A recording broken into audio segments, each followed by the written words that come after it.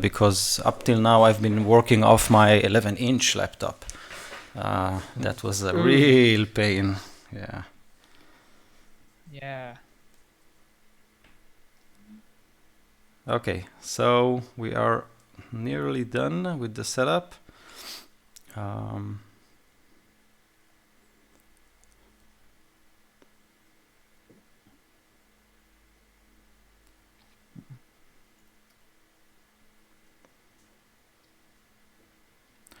Dum dum dum. Come on, Almost come on. ready to go out and die. I hope we don't run into any dark metals. I killed 2 out of 3 players with a dark metal. No, like sixth level, and it's a half challenge rating on those monsters. Oh.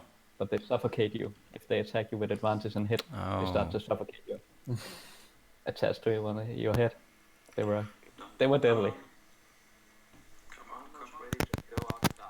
Okay, so we are live and looking good, especially me. Okay, so James, are you with us? We're not hearing you, so I'm not sure if you're with us or still working on that headset. James, might ping him. Okay. James, are you with us? Yeah. Say something. Okay. Hopefully we won't have to narrate James' character. That should be interesting. Okay, so who wants to do the recap? Yeah, we had some cool stuff going on last meeting. So, how about one of the new guys? Welcome to the party. Don't push them at the front of the stage. I guess I'm doing it then. Well, me and Rasborough crashed a drill machine, I guess, and ran into the other guys who were fleeing from some kind of mind-controlled monsters, I guess. So we kind of joined them and fled into this orc structure, I guess. I'm not really sure. Yeah, an orc fortress. An orc fortress, okay. In this orc fortress, we had some weird visions and stuff. And we found a kind of a book or something that mind controlled these creatures that were chasing the group, I think. So Rasborough destroyed the thing. Then we went on our way to like the next big city to get back to the or out of the Underdark rather. And we took a shortcut, and some of us got hurt in the process of taking the shortcut and got unconscious, and then we got captured by a mind flayer, I think. And yeah, Elliot kills that mind flayer, and that's where we are, I think. Well, I think we like right at this moment, there's some drow coming after us, and we are in this tower of the mind flayer. Right, and right. They are at the front door, basically. They were calling out to the mind flayer, I believe. Yeah, that was it. Yeah. While we were having a feast and being very loud. Exactly. So first of all, James is restarting. So I think we'll wait for him 5 minutes. But that was exactly it, Kenan. So you're basically still in the Mind Flayer's Adobe, let's call it that way. And indeed, you were feasting and searching around for anything that you can actually use. and at that point, two draw soldiers approached the tower and started shouting. They repeated this name, Grazilax, and you think it means, maybe it was the Mind Flayer's name, you're not sure, but that's the only word that's not in, draw language that you managed to get. So I'll let you think about what are you thinking of doing, and let's wait, I don't know, 2 minutes for James. Yeah, we need a bit more time. We only had like 2 weeks to think about what to do next. We really need 2 more minutes. Does anyone of you know that name the draws are shouting? No. No? No. Would guess it's the Flayer. And I would guess it would be best to send the butler out and have him tell them that he is I was thinking of otherwise occupied. Send the butler out and say that the butler are having a guest for dinner. Or the Mind Flayer are having a guest for dinner, so he's not to be disturbed. That sounds like a good plan.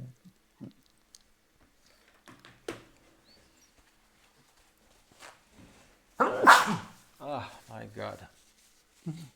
Bless And you. we gotta get Ron back, right? He's not with us, I think. Oh, right. So Ront basically escaped when he saw the Mind Flyer, but I think he's back now that he's seen Elliot. Amazing performance with the with the dagger. With the table knives. Yeah. With the table knife, right. Okay, so I think we'll just start. Hopefully James will be able to sign in soon. Yeah. Okay, so you're sending the butler out. So who's doing the talking? I will go up to the butler and say, you need to go tell those men that your master is too busy to talk with them right now. And he asks you, does that mean that you're the master now? Am I supposed to listen to you? Yes. But you don't tell them that. Tell them the master is too busy. Yes, sir. I'll shout loudly and drunkenly. Just tell them that the master is having guests for dinner. And he goes out, down the tower, opens the door, goes outside, and you hear him talking with the draw. And after this short conversation, you hear him up the stairs again, and he approaches you, Elliot, saying, "Master, they want in. They want to meet the guests."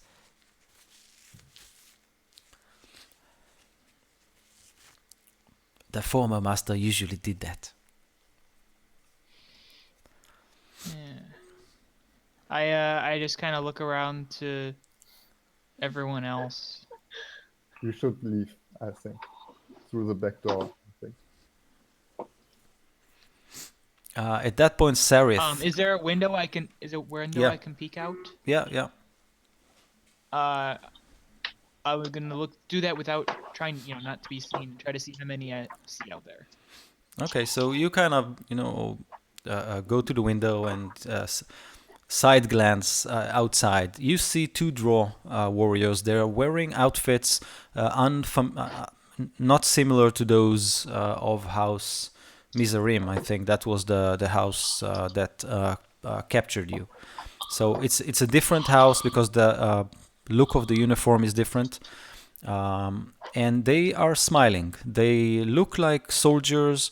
They have packs with food, with equipment for a trek of some sort. They look very dirty, as if they've been trekking for a while, and they're waiting outside. Can everybody hear me? Yep. Yep. All right, cool. Great job. So we basically just did a short recap, and then Elliot sent the butler out to tell the two draw that are trying to get in that the master is having guests for dinner and they should leave, but obviously they refuse. Okay. They want to see the guests. So what do you do? How about letting them in and then ambush them?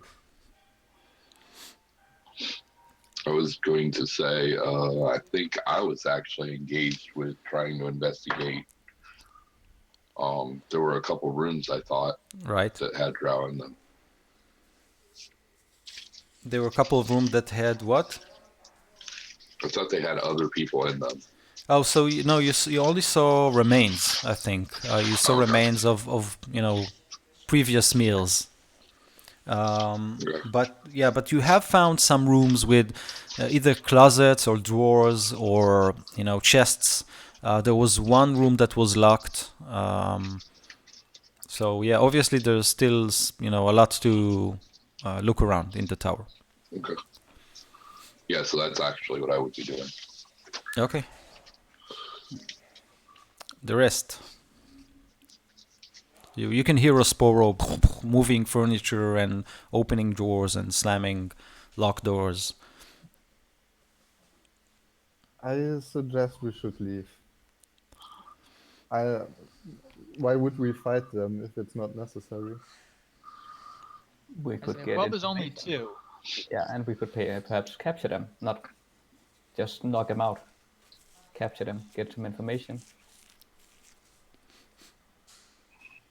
It would be nice not knowing more about the area, so we don't wander into some dead end again, Yeah, all well, but swimming underwater.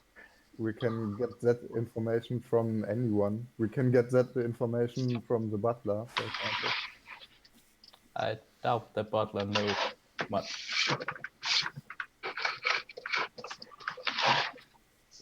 He says, I make a great brain pie.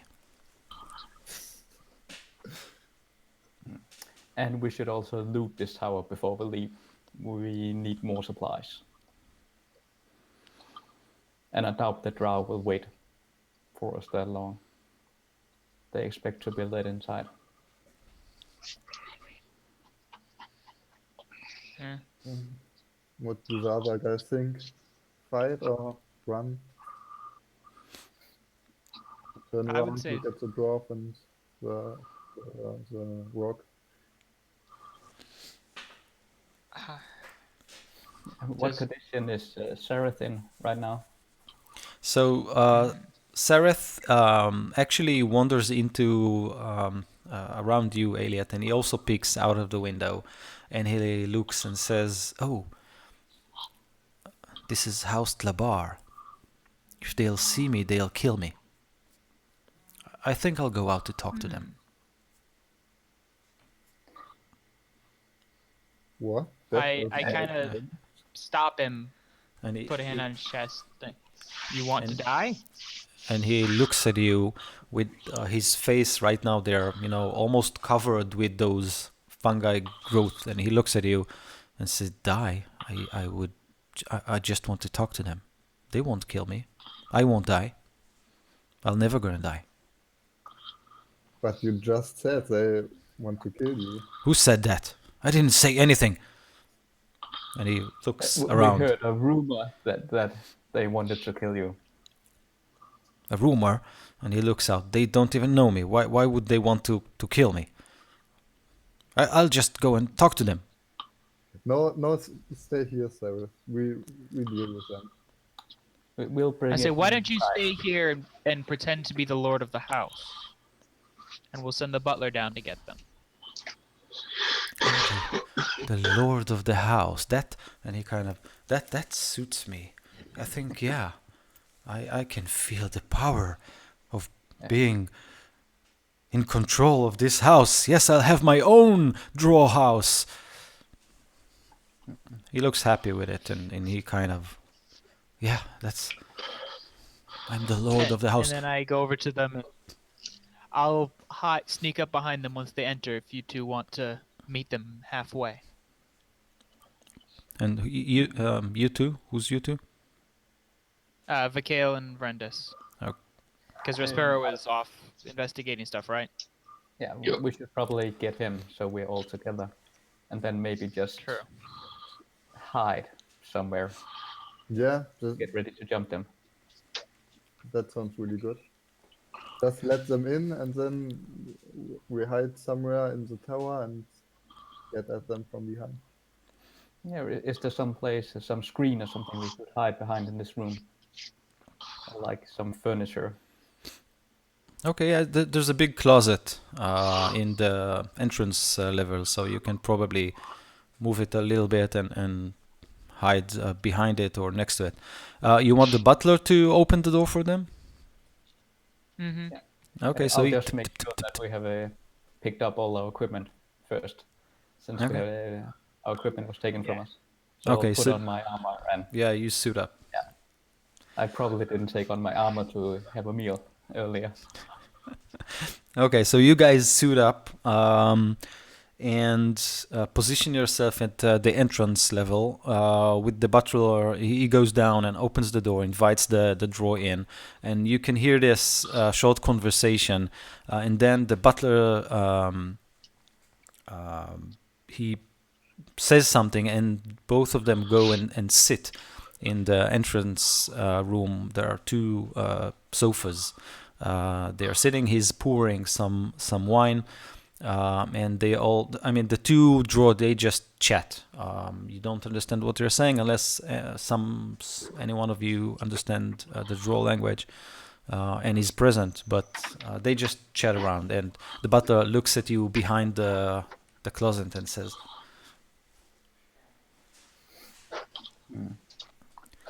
Wasn't Sereth supposed to be the lord that the butler led them to? "Oh, so Wasn't you that the nudge." plan earlier? Sure, so he's lost in thought. So you kind of poke him, and he goes down the stairs, with all the grace that he could muster. And as he goes down, the two draw turn around, and obviously you didn't understand what one of them was saying, but it was obviously you.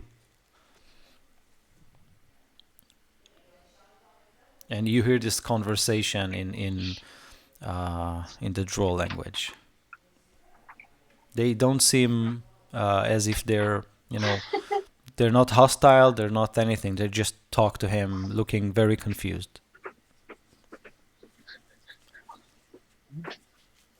Well, I'm definitely readying my bow. I would have.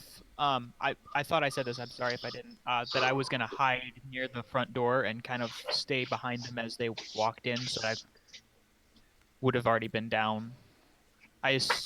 Maybe I'm misunderstanding it. It seemed to me like everyone is upstairs in the dining room. No. and Everybody the is two drow are downstairs. sitting in front. No, downstairs. Everybody is not downstairs. Okay. So you wanted to just walk behind them as they go in and do what?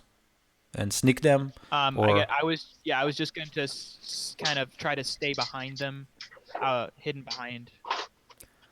Okay. Just try to get a little closer than everyone else is, but not so close that I get seen. Okay. Try to So hide behind a chair or whatever. yeah, is sure, back there. sure. So roll your what is it? Stealth or Maybe somebody's knocking. perfect. So you manage to stay behind them as the butler, guides them through the room, and then you manage to hide behind one of the sofas. So they're sitting on a sofa, and you're kind of crouched behind it. You can see their two heads just above, arm's reach, and they all chat in draw, in their language, and drinking wine. Yeah, I'll see Verendis taking out his axe and getting ready. Bow. And I'll take out my axe and say, "Let's jump him." And they seem hostile towards Sereth. No, they look confused. They talk to him, but they look confused. They're all sitting and sipping wine while talking. This is weird. Yeah, I guess we just kill them then. I don't know. Just knock them out. I shoot my bow at the left one of them. I'll leap up Yeah, from behind the you do couch and again. try to stab a pair of daggers into Was one he of them. going downstairs doing Okay, something? cool. So both of And you I'll roll your attacks. forward with my axe. Yeah. Okay, go for it. They probably get to hit them first, and then I'll Yeah, sure. see what happens. Attack them last. So Rosporo, Yes. you find this. Oh my god. Okay, so in And the the first meantime, one's a crit too because they're surprised. Hopefully So- they're surprised. you wander I'm from. assuming they're surprised.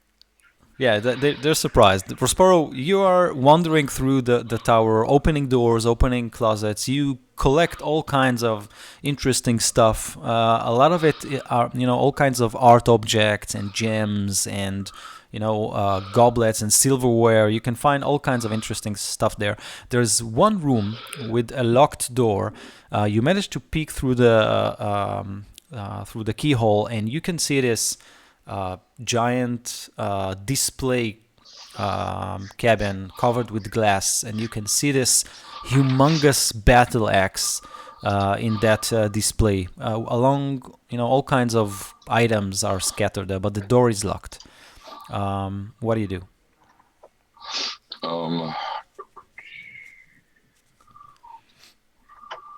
One second. Okay, and while you're thinking well- about, yeah. Appreciate it. Yeah, go ahead. No problem. So Elliot, Vakil, and Varendis jump on the surprised draw, and are you trying to knock them out or kill them outright? I'm trying to knock them out. I'm trying to knock mine out. 31 damage total. Oh, okay. So he gets. Okay, so Vakil and Elliot, you were jumping the same one, or Vakil and Varendis were jumping the same one? Sorry, Breaking what was up a that? bit. I was asking Sorry, you were if. breaking up there. We didn't hear what you. Okay, so Vakil and Elliot, were you jumping the same one? I'll hit them last. So if one of them is still up, Okay. So I assume I would have reacted first, being closer and have probably rolling a higher initiative. yeah. yeah, No. and then arrow would get to them before me. So Okay, so Elliot, you managed to drop the draw that you jumped on. You kind of, grab him and hit him hard enough so he's totally out. You can pull him from the sofa if you want. He's totally in your grace. Varentis, your arrow hit the other draw, and Vakil, you can jump on that one. He gets up, spills his wine, and looks totally surprised, and he's reaching for his sword with one I'll hand, probably hit this sofa and- instead. but with the other hand he kind of pulls his arm and says something in draw. You don't know what it means, but he kind of kara.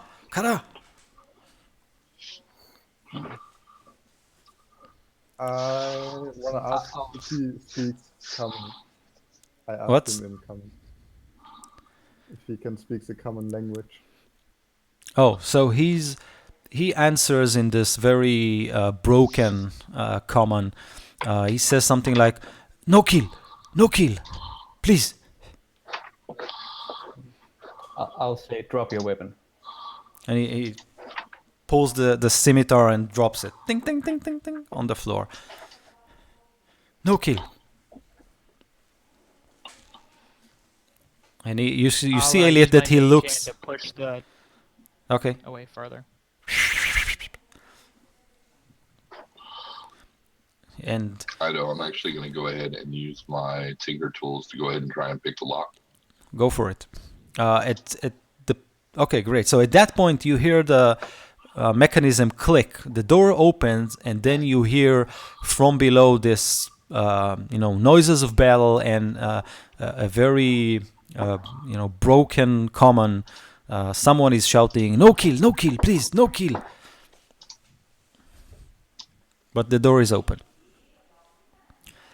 Elliot, the droid is looking at you, and friend is killed. And he points at the one you dropped. I speak back to him in Elvish. Your friend is sleeping. Okay. So you can see him smiling insecurely, kind of, okay, okay, just no kill, us talk, we talk. And he points at the emblem on his leather jacket, House Tlabar, and he says, look, no miserim, no enemy, friend. What are you doing here? Who are you looking for? And he kind of thinks and says, heard about guests searching Ilvara property, lost property. You lost property. Me search for you to help. Who's this Ilvara? Never heard of her. So okay, you're joking or I'm bluffing. bluffing? Bluffing, that's fine. So roll for it. You didn't bluff me, so And I'll probably not bluff word for it. Let's see, deception. Yeah. Oh, a 2. So this Elvara person, Elvara Miserin. I never heard of her. Oh, did you say her last name? I can't quite remember. But I never heard of her. and the draw says, and he kind of leans back and says, me not understand, idiots escaped, how? But here to help, you run, me tell you where you don't meet Ilvara. But And you're working for her, are you? And Jimjar looks kind of confused, and he listens to him, and he looks at you three and says, well, what's going on? What is it? He's helping us? I can't believe that. He's mad. And I just look to him and say, do all deep gnomes get along? what are you asking? If deep gnomes get along with Draw? With other deep gnomes. You're friends yeah. with every deep gnome? You have no enemies? Oh, I have a few. No enemies, not for me. No, I'm okay with everybody. As long as they have their head straight, I'm fine with them. I kind of roll my eyes a bit, like I'm not really sure I believe him. And he points to you. The drawer looks at you, Verendis, and says, "We don't work for Ilvara. We enemies. We hate her. Me want her dead. Well, not dead, hurt. You escape, she hurt." So who are you working for then? And he kind of puffs his chest and says, House Tlabar. Big house. Important. Small than Ilvara, but big, important. Can I insight check him? Yeah. Rosporo, did you decide what you want to do?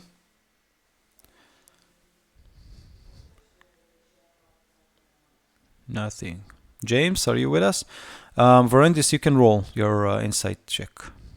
Yeah, I'm not. finding Third it. from the bottom on the left column. There it is. Okay, so he seems, honest, if you can say that on a draw. You think he does want to help you in some way, but you're not sure why. Okay. How can you help us? You said something about leading us in the other direction than the scout from this girl, person, drow I'd never heard of before. So he says, me know Ilvara, and he kind of scratches his head, ambush. Waits, Ilvara waits. Me know where you go other place. And Jimjar looks at you, listen, if he knows where waiting for us, and he tells us where is it, we could. And he kind of thinks, wait, unless this is a trap, and he's leading us the other way. And he looks at you and says, come to the other door. I don't want him to hear us. Yeah, I'll go with him.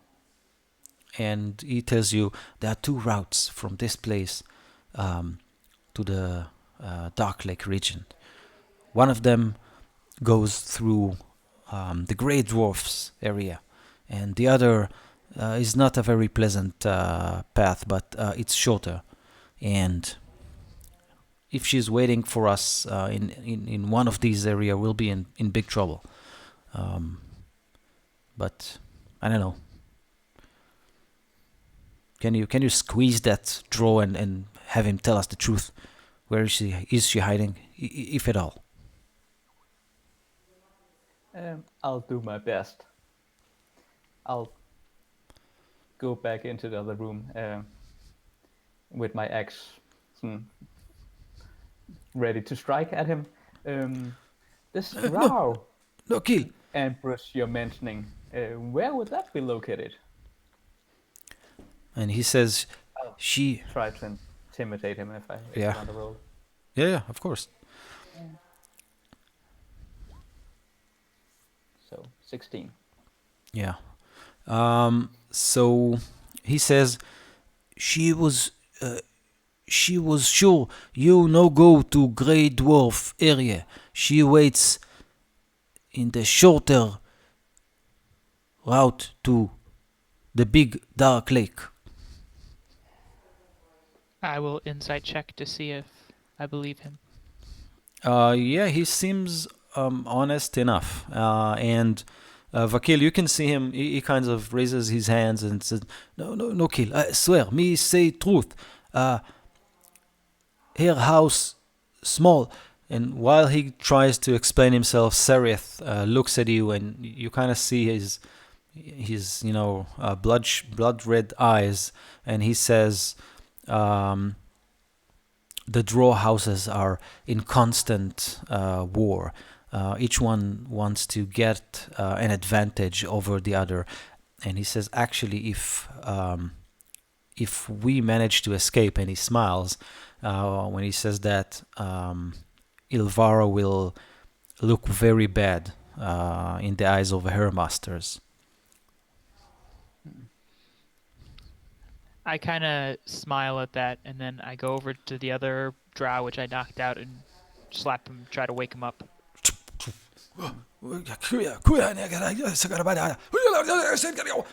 And he kind of shouts in And then I move him off to the next room and say, your friend said that Ilvara is waiting for us on the route through the Duergar city. Is that true? and he's puzzled. He looks at you. What? Of course not. How could he? He's an idiot. Don't listen to him. She's waiting on the other route. This is exactly what we came here to tell you. Why would he say something like that? Did you put a spell on him or something like that? You're a wizard, right? I just shake my head. I'm no wizard. Well, Just wanted so to how make come you sure. dropped me? You materialized from nowhere. I couldn't even see you or hear you. You're a witch, a wizard, a sorcerer. At this point, I just knock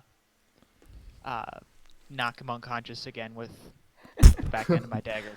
Magic. Here you go. How many? And then I'll go back in and say, his friend agrees. I'll ask him how many drows are waiting in ambush for us. And he kind of, marks you the number 7.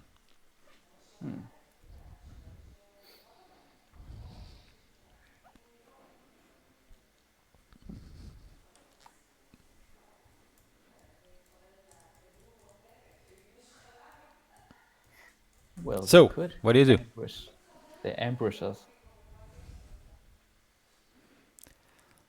We could, except we're not exactly sure where they are. And then I turn to the drow. Do we know exactly where they are ambushing, or just somewhere along the road? And he looks at you and says, "There is no ambush, only a wonderful realm made of silky mushrooms everywhere." Wait, And who says this? Sereth. His comment suddenly got very, very good. Oh, it was Sereth. That was Sarah. Yeah, Oh, Okay. you're asking the other draw? Sorry. yeah. Yeah. So can you repeat the question? I turned to the draw who came in, who's still awake, and ask him if he knows where the ambush is taking place exactly. So he says, "Not know where exactly, not part of Ilvara's plans. Just know she waits there."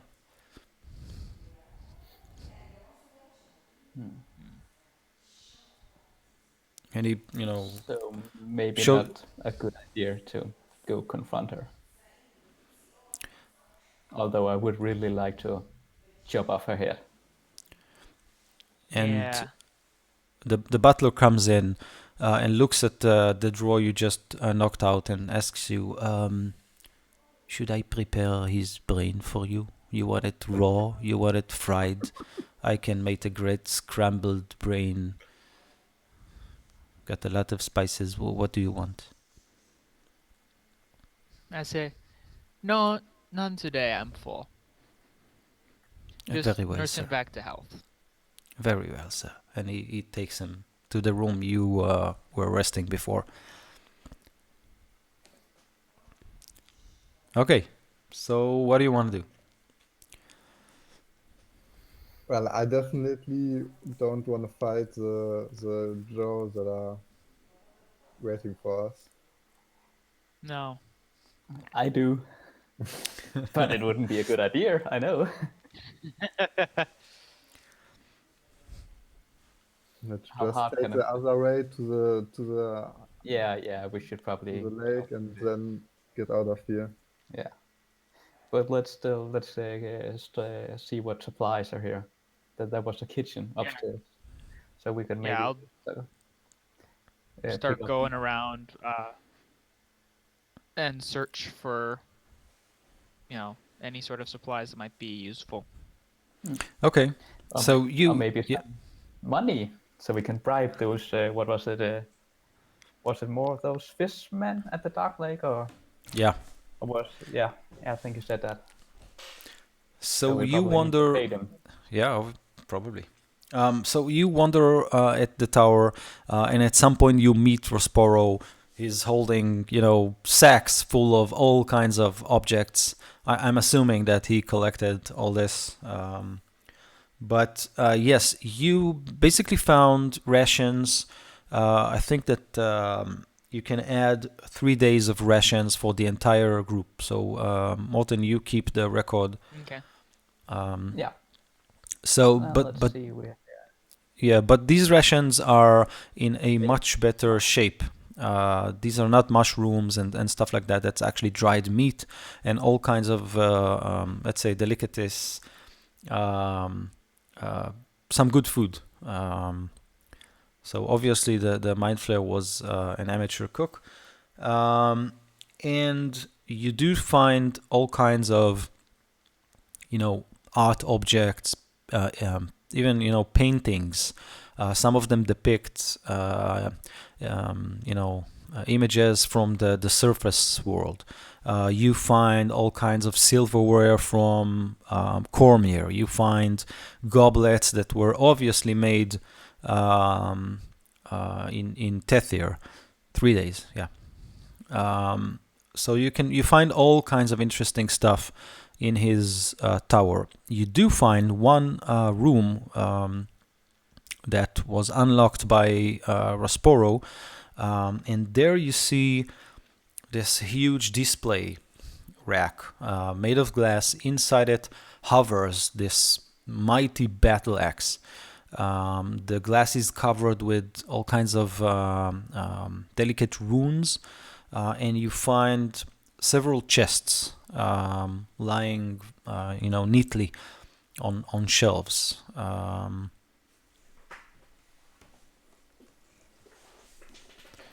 you just guys hear me at all? yeah, Yeah. we can hear you now. Hey. Oh, there we are. All right. There we are. Okay, All right. Sorry about that. that's fine. Stupid new headset. So I was just describing the other parts of the tower to the guys. They were looking for rations. I was describing the room that you managed to open, but you didn't tell me what you want to do after you open it. Well, big thing would be, be wary of any kind of traps or anything else, as soon as the door opens up. Okay. Okay, so you Once I find. feel confident in the idea that there's nothing there, that I can disarm it. Okay, so first make your search or perception or whatever it is check, and you guys find Rosporo on his knees checking this room for traps. Obviously, this is the Mind Flayer's treasure vault or something like that. You don't find anything interesting, trap-wise. Okay. But you do think the runes on the glass cover are magical. Okay.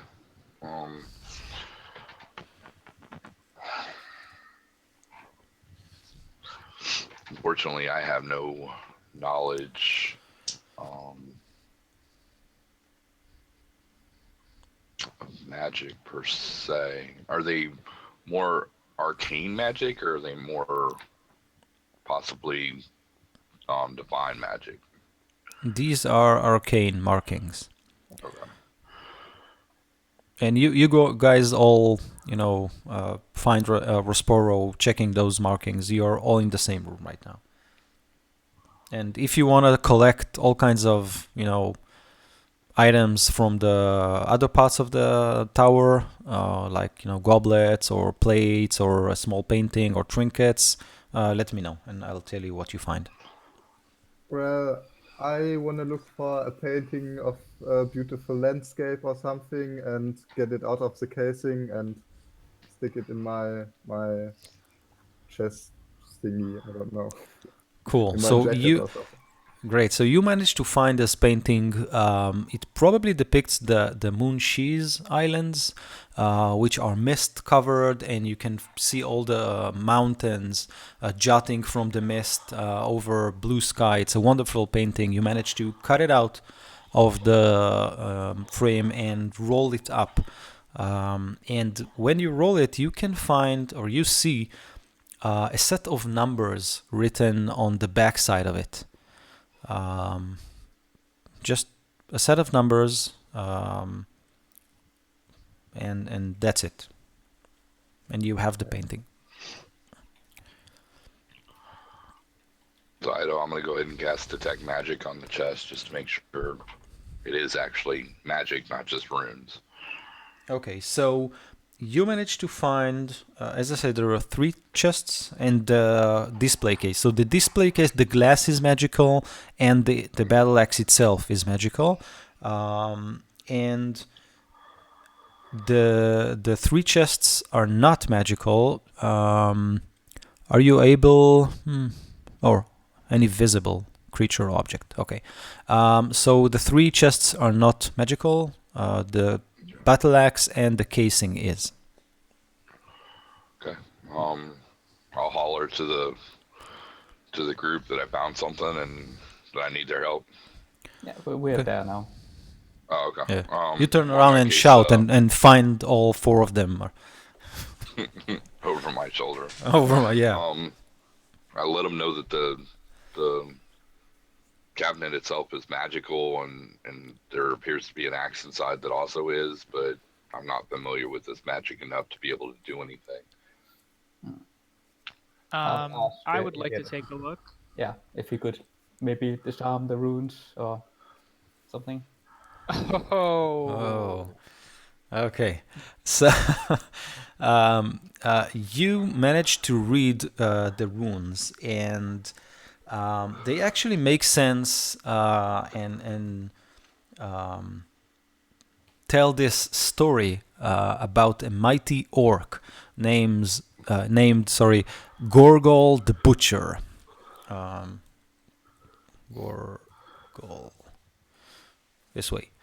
And the runes tell about his, epic journey from the surface world to the underworld and back.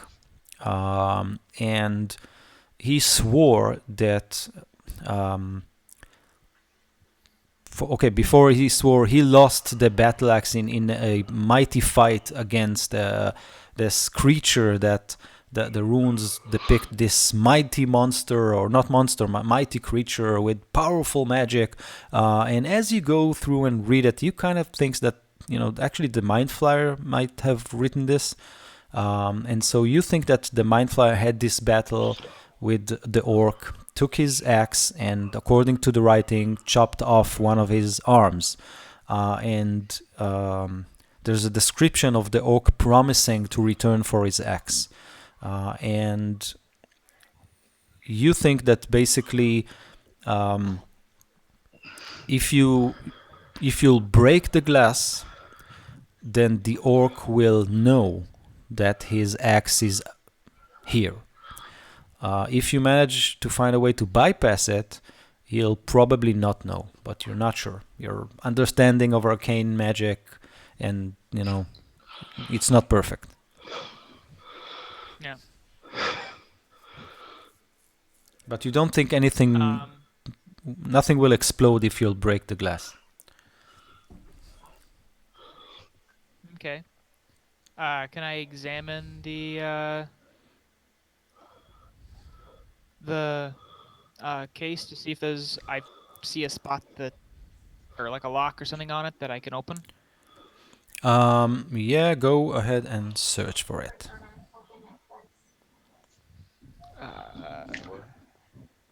Okay, so you managed to find these movable pins. At first glance, they looked like part of the decorations, but then you figure out a way to move them, and you think that if you move them in a specific order, it will open, and you think you know how to move them. Okay. Then I will try to unlock it. I assume that's thieves' tools. Yep. There we go. Okay, so you work with a pick, one in between your teeth, two with your hands, and then you all hear this, and the pins go out, and the whole casing slides down, and the battle axe is just there, hovering in midair.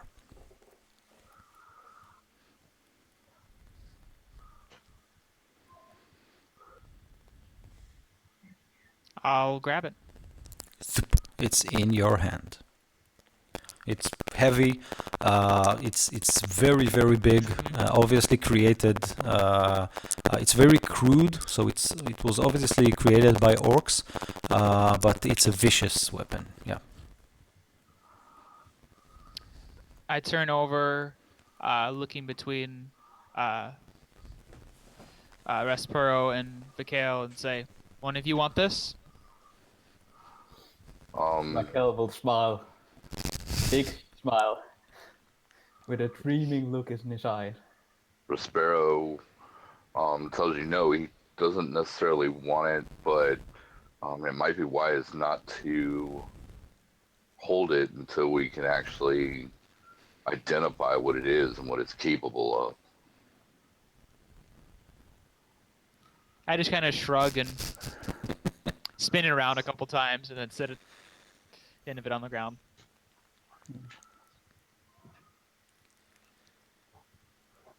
Okay. There were other chests. Yeah. Three more. Yeah, I search the rest of the chests. Go for it. So you know that they're not magical, and they don't seem to be locked. So you just they're not magical, and you don't think they're locked. There's like some weird voice distortion going on. They're not magical and they're not locked. Not magical, not locked. Yeah, then I just open the first one and see what's inside.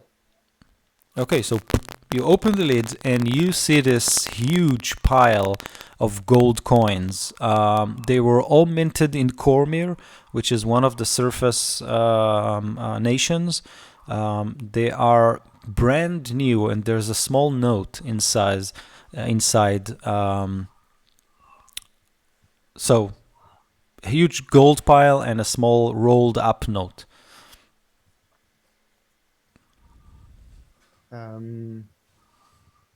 Everyone else sees what I just opened, right?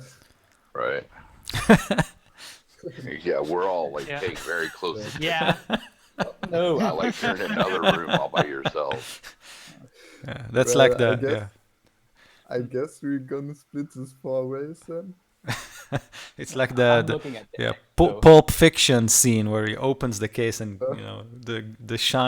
the gold shine on his. Right. Yeah. Nothing to see here. Can we get a rough estimate, Ido, of how much might be in there?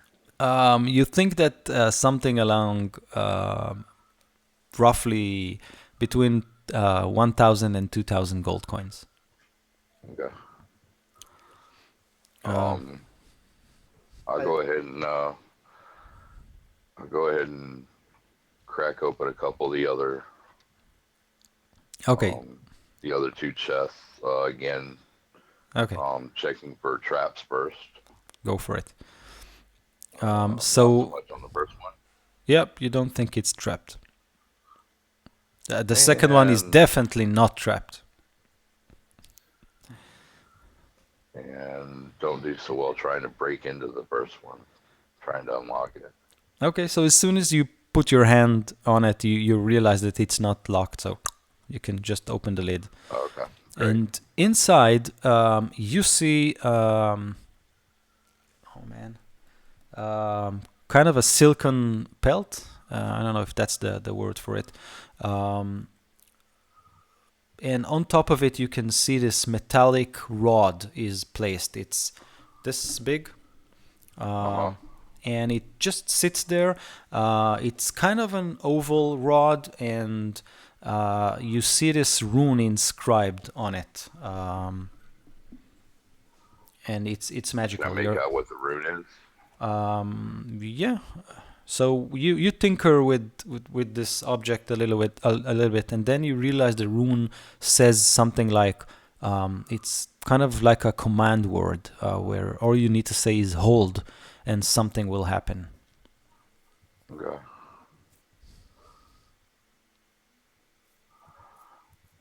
So again, I'm gonna go ahead and wait until I can identify that. Or I'll try it at some other point in time when we're desperate. And then the third chest. The third chest contains 2 spell scrolls. They're placed in a leather scroll case, and they both has a seal of the god Torm, which is again one of the surface gods. Right. These are 2 spell scrolls. If any of you is a cleric, you can read them easily. I am.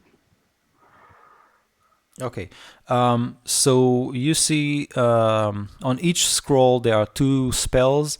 One of them contains 2 identical spells, which is lesser restoration, Okay. and the other one I'll let you pick one second level spell, and it has 2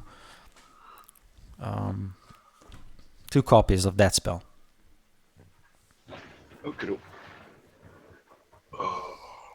So how are we going to split out of this? If you Oh, count, Actually, if you take the time and count the money, you find that there are 1,800.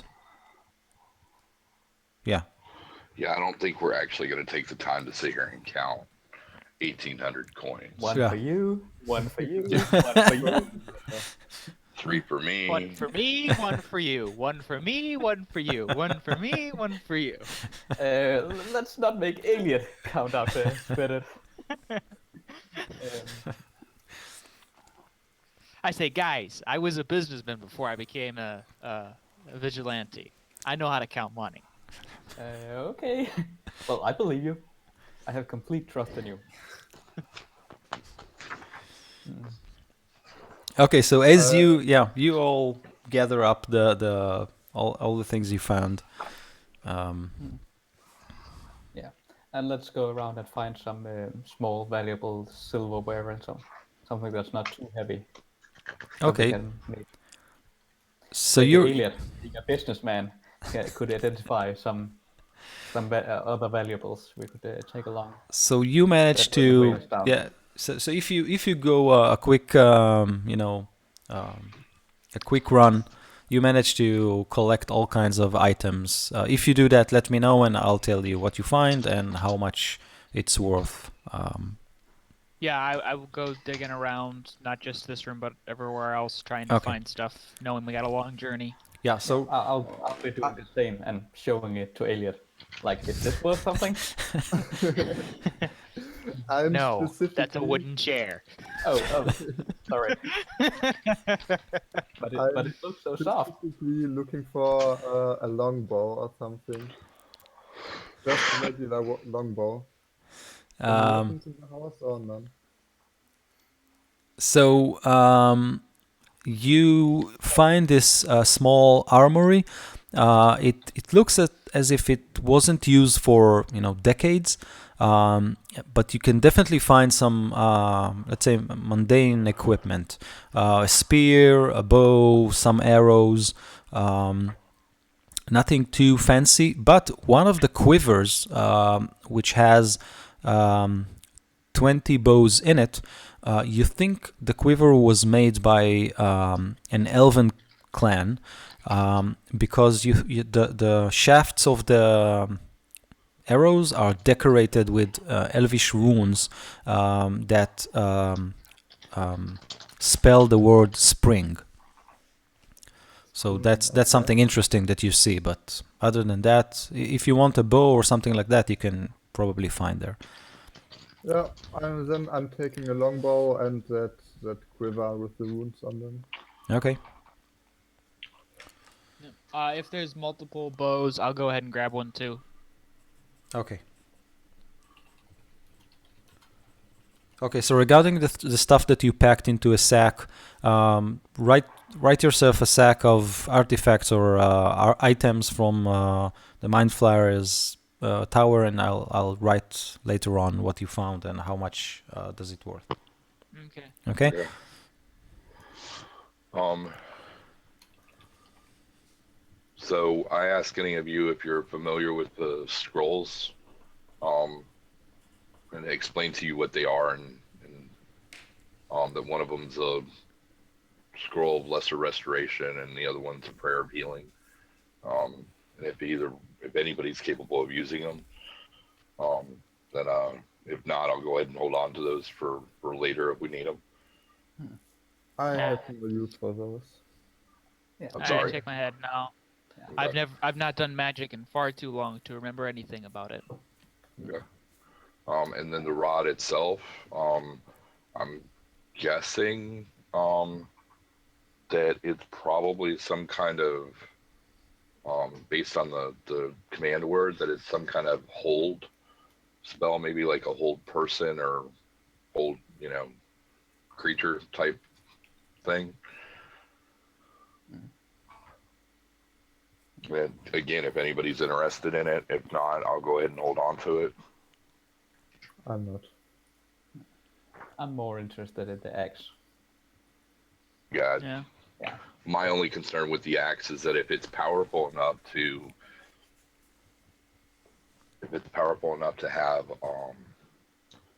to have been suspended like that and have that kind of magic protecting it, that we really need to try and figure out what it is before anybody actually holds on to it for any amount of time or length of time. Well, I believe you can. Because it could be cursed. Yeah. Well, doing a short rest, I think you can get a general idea of it. It's in the rules somewhere. Yeah. Ido, while I was going Uh, through and looking for things, by any chance would I have found, because I know the material components for identify. Okay, yeah, When yeah, I found anything that would have yeah, given me yeah, the ability to do that. yeah. So you definitely managed to restock on your spell components. Okay, so Okay. yeah. All right. Yeah. So yeah, when we decide to go ahead and chill out, or I can do it now. It depends on what you guys want to do. Okay, so at that point, the butler sticks his head in the room and says, "Oh, looting the treasury. Supper?"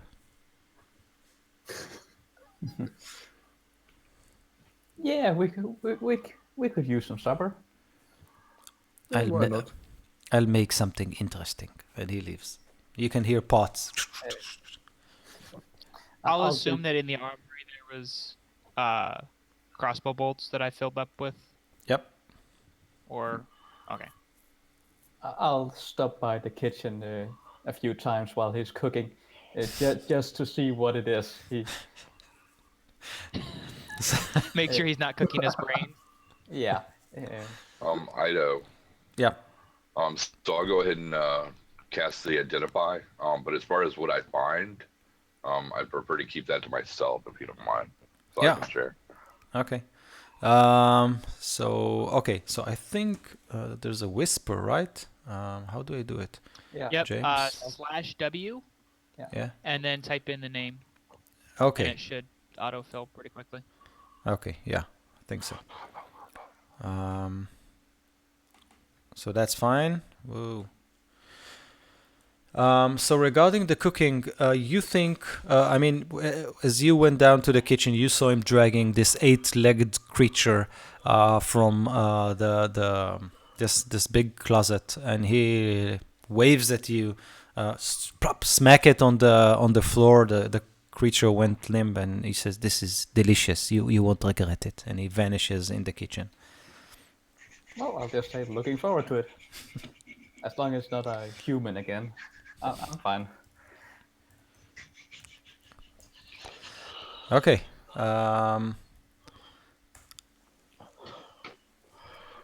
Okay, so in the meantime, Rosporo kind of casting his spells and looking at the items that you just got.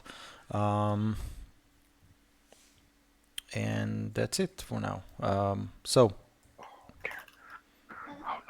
Right there.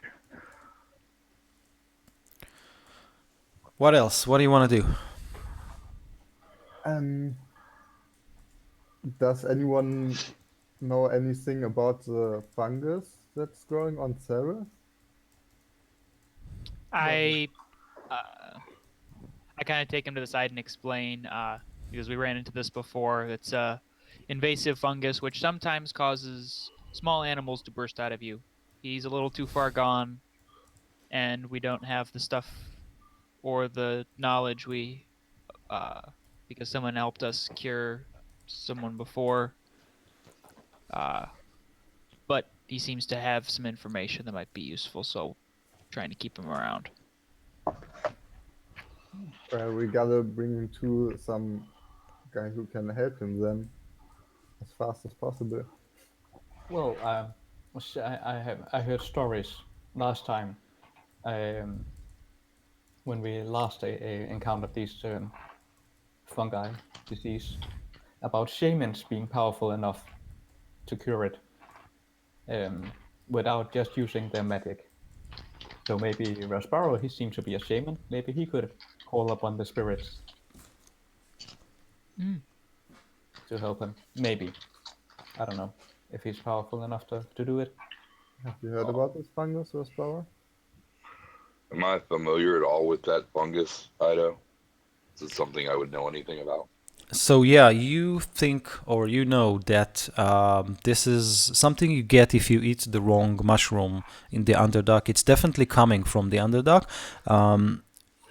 You haven't heard of any case of something coming out of a person who ate those mushrooms. You are familiar with the growth, you are familiar with the hallucinations and stuff, but you're not familiar with anything that comes out of someone who ate it. It is fatal.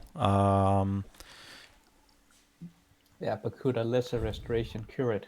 You think I know so? you can cure disease with lesser restoration. So you think that it might cure the disease. You're not sure what it will do if Sereth actually has this creature within him. Might cure it, might not. You're not sure. 1 second.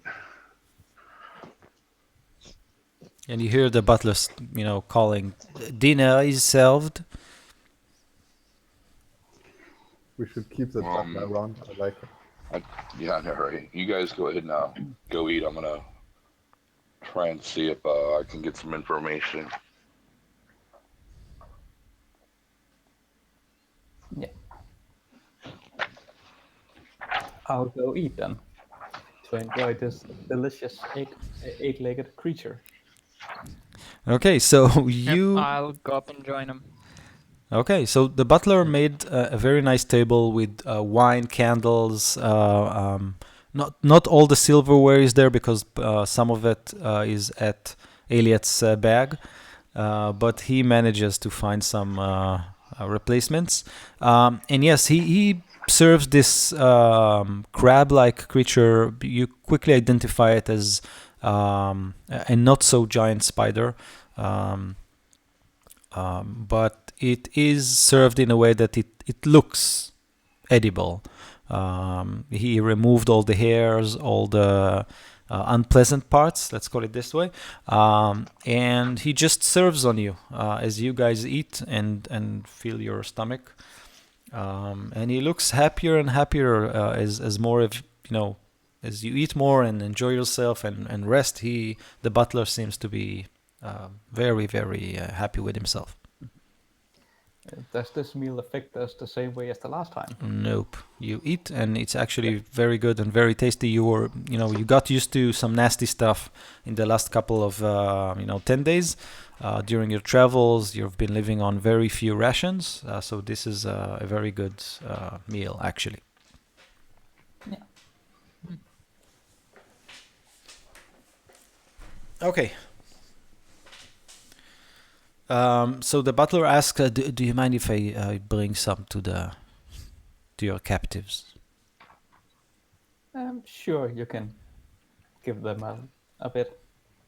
So he does that. Actually, why don't you feed them the leftovers from earlier? the corpse food. Yeah. Whatever made them drunk, yeah. Okay, what now? I've got this feeling you're very happy in this tower, and Yeah. we'll just stay here. We're done. We found our place in the Underdark, and this is it. Mission accomplished. We found a safety. Well, we should probably consider heading out soon. Yeah. I'm not sure what we should do about the two drows. If we just I would just let them go. yeah. They seem to be. So you let them go? Yeah, let's do Yeah. it. Well, we'll let them rest, and we'll head out while they're sleeping. Okay. So I will go ahead and talk to the group. Basically, let them know that I'm pretty sure that the scroll, that one of the scrolls that I found, might help our friend with the fungus. But I'm not really sure what the effect might be. So it might be a really good idea to get everybody together, sort of, so if something happens specifically, then we're there to deal with it. Okay, Okay. Yeah. Okay. good idea. I'll make a big deal of not wanting to be around for this, and then sneak up behind him. Okay. Did you try to identify the axe earlier or just the rod? I didn't. Oh. Yeah. Yeah, Raspara. What about? The X, did you try to identify that, or just the rod? I did try and identify it. I got some information, basically that it's definitely a magical quality. Um, but as to anything else, I was unable to ascertain the specifics of it.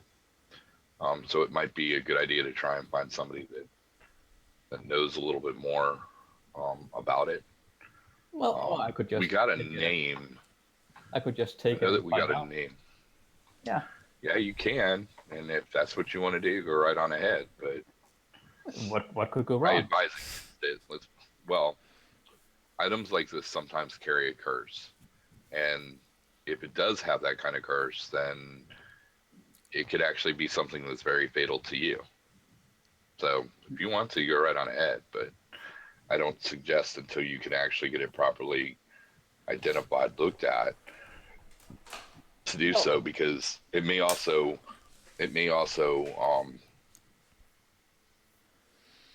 call to whoever owned it before, possibly. Well, we have already Might. tried to swing it around a bit and taking it out.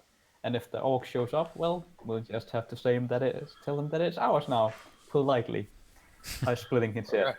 with his own axe. Not a problem. That's on you. Don't say I didn't warn you. I'll go ahead and cast the Lesser Restoration. Ida. Okay. So Vakil, you grab the axe, and it fits your hand like a glove. You can actually feel the power behind this magical metal.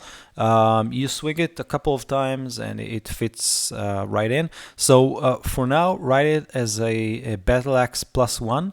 And as Rosporo said, you feel that it has some more properties or some more inherent magic, but you aren't able to understand it or get the hang of it right away. So for now, you can stat it as a battle axe +1.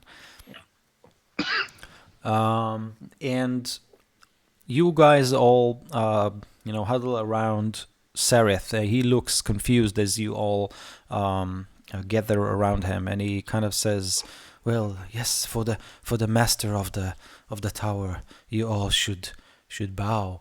And at that point, Rosporo casts the spell. Rosporo, as you say the incantation, you can feel, or basically you can see all this growth. Think of it as if you suddenly saw Sareth in an X-ray vision, right? You can see all of his inside, and you can see all the growth inside his body. And as you cry the name of the syllables of the spell, you manage to purge all that from his body. At that point, you see some dark, deformed thing curled up inside the draw's stomach. And at that point, Sareth, he convulses and starts puking. And there's a lot of blood and bile and all kinds of icky stuff going out. And then with this a final cough, there's this huge worm-like creature that goes out of his mouth, twitches a little bit, and then stops moving. And Sareth looks up to you, Rosporo, with his eyes tearing, and you can see the pain on his face. The growth are not there. The creature is dead, and he is, crushed in this puddle of blood. And he looks at you and says, "You saved me. Why?" And I'm guessing the other guys just Just to be sure. Yeah, we attacked the thing that crawled out of him. Yeah. Oh, okay. So, I had to try out my new axe. so you guys jump on, Yeah. you jump on the Yeah. thing that came out of his mouth and chop it to pieces. But as I said, Sareth looks at you, Rosporo, and says, "You saved me. Why?" What race is Sarah? Drow. Drow. The drow. Um, And you can see the reason in his eyes now. Obviously, he's back to himself. Why didn't you just kill me? you've helped us so far. You You seem seem that like you might be useful to us, and as a fellow, you know, you seem like a nice and honest guy to me. well, as somebody that's a a fellow of the Underdark, that I would hate to just needlessly take your life from something that obviously was causing you to suffer so badly. So he looks at you and says, "Well, I don't understand your motives. You saved my life, and I'll, Saris Xakarit, will serve you for 1 year, or until my death, whichever comes first. And I'll think about what you said right now. It's not a thought maybe I'm not capable of understanding it, but I can repay you for this." And he bows his head.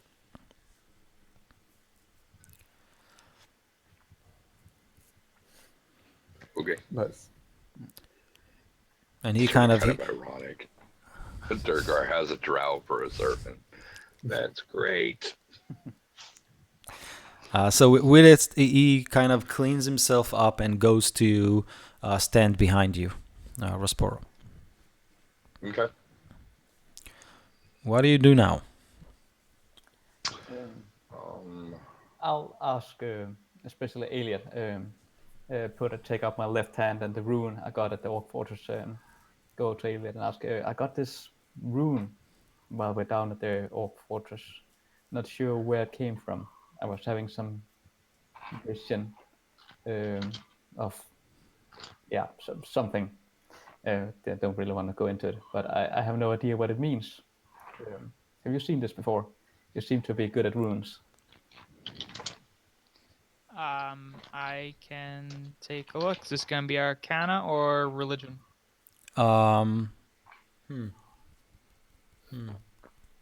Bit of both. Go for religion this time. Okay. Well, I guess it doesn't matter. My bonus is the same for either. So you're not sure what you're looking at, but you kind of think it's something to do with royalty, but you're not sure on which side of it. Is it a sign of royalty? Is it the property of royalty? Is it, but something along those lines. Okay. And I'll explain that to Gil. Something to do with royalty or servants of royalty or something to that effect. Ugh. Orc royalty. Oh. That doesn't sound pleasant.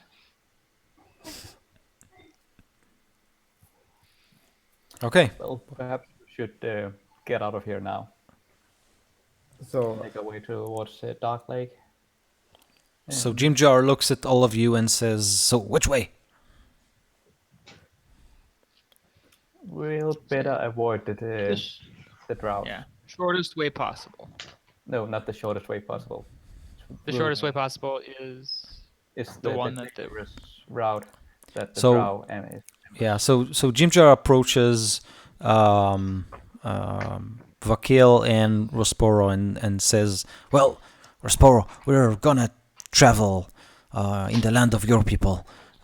So just notify us if you see anything special or interesting. I haven't traveled that way for a long time." And he looks at you, Vakil, and says, kind of, with a whisper, "The Great Dwarfs are crazy. Just watch your backs."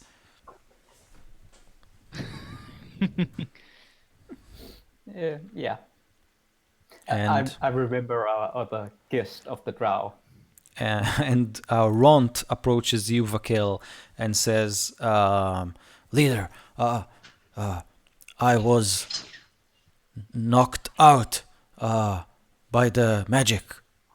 I woke up late, and that's it." And he bows, and you can see on his face that he expects to be punished in some way or the other. Yeah, I'll say we were all knocked out. So for just this time, there was no dishonor in it. And he looks at you in a very peculiar way, and you see his shoulders kind of straight. Yes, leader. Okay, and with that, Jimjar starts to walk toward the one of the exits, one of the tunnels that lead away from this tower. And as you look back, you see. Yeah, sorry. One minute. What about the butler? Do we He- just leave him there with the other two girls? Or Might So- as well. So if we do that, then before we leave, I tell him that he's the new, I don't know, lord of the tower. I award him the tower basically. It's his now. Yeah. So as you tell him that, he kind of cleans himself up and says, well, you are always welcome in Emancipes Adobe. And he kind of points to this tower.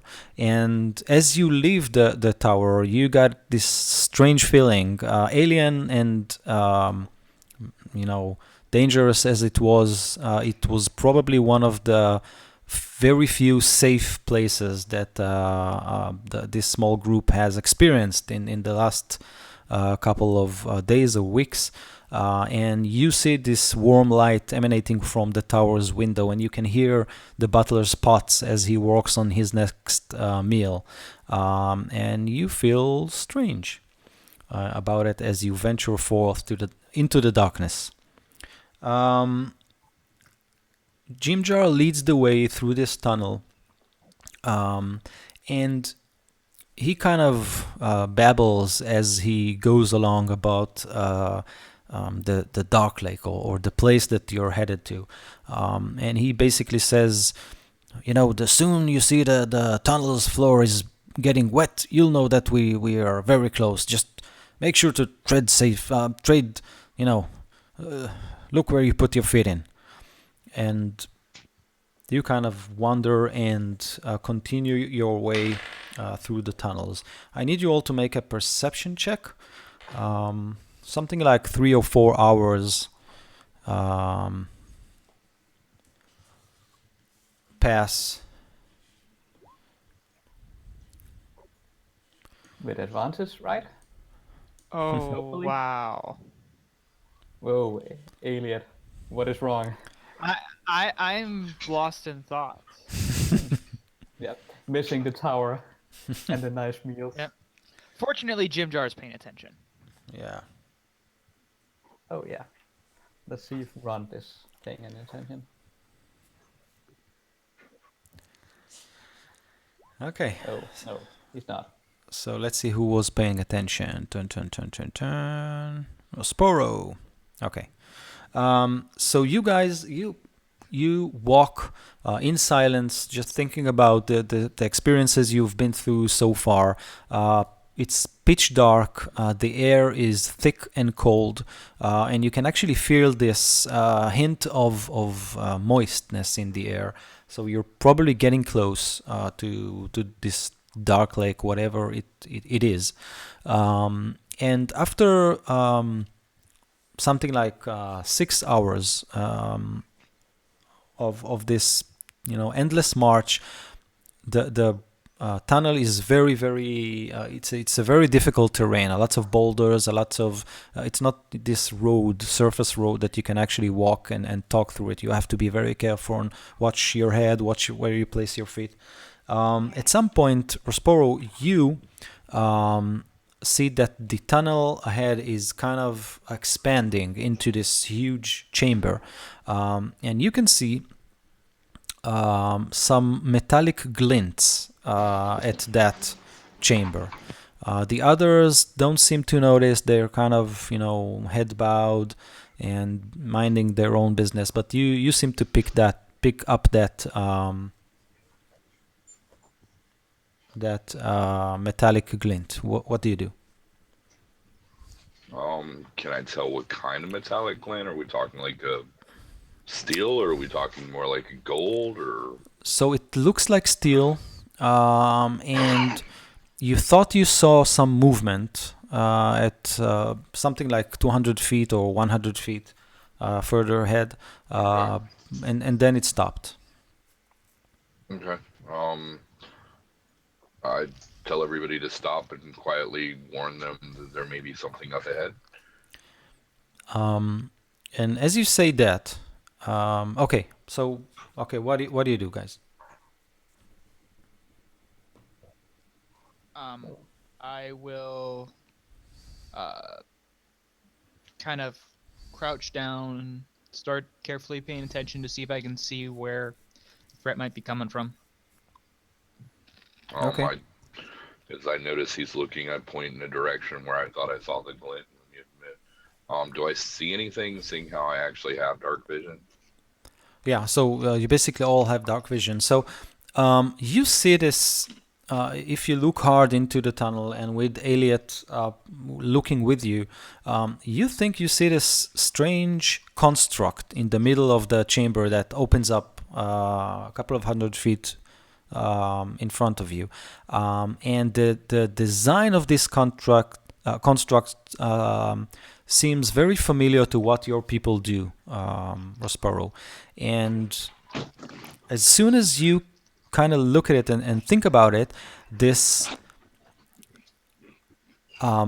head bobs out of this boulder, I don't know, something like 30 feet in front of you, and you can see a gray dwarf, wisps of white hair, and very old features, and strangely enough, his head is wrapped with something that looks like, in our days terms, like aluminum foil all over his head. And he kind of, with the hair sticks out, and he kind of bobs his head and says, "Rosparo, is that you? Did I heard correctly? You're here? That's amazing. Let's start walking." And he turns around and says, "It's Rosparo. Everything is clear. You can all come out."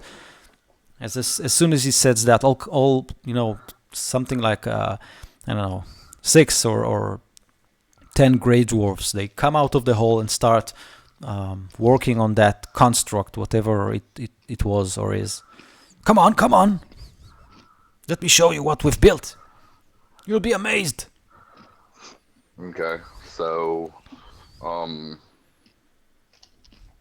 sort of kind of just playing along for the moment. I sort of kind of follow him and tell the guys to hang back for a minute. And, once he starts showing me, I assume I know who it is. So, do I have a name? Yep, you have.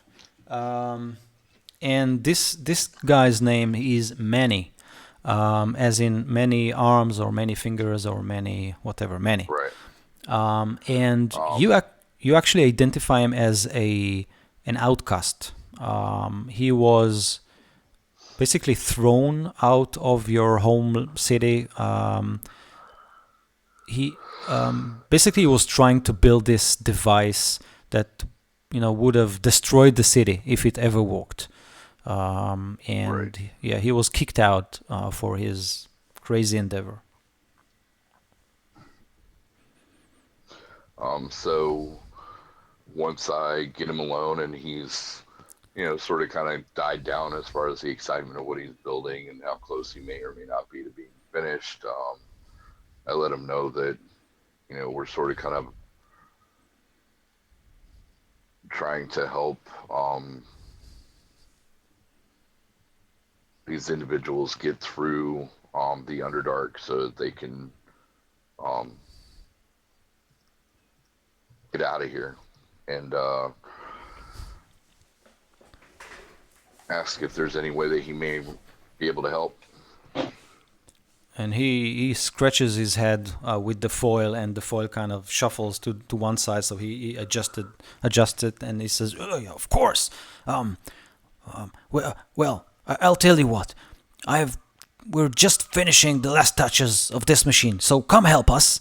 It's a couple of bolts to screw and some things that we can do. And when we are done, we'll activate it, and then I can show your guys out. That's not a problem. But I must finish this machine first. So just give us a hand. So I tell him And- to give me a minute. I go back to the party and explain who he is and how I know him, and that if we help, there's a really good chance that he may be able to help us. And as you turn back and you see that all the other Grey Dwarfs that are walking on the machine, and I'll describe it in a minute, they also wear those tin foils on their heads. Couldn't Okay. go past them and continue. Sure. Elliot is gone. You don't see him. Do we actually need their help? How are they gonna help us anyways?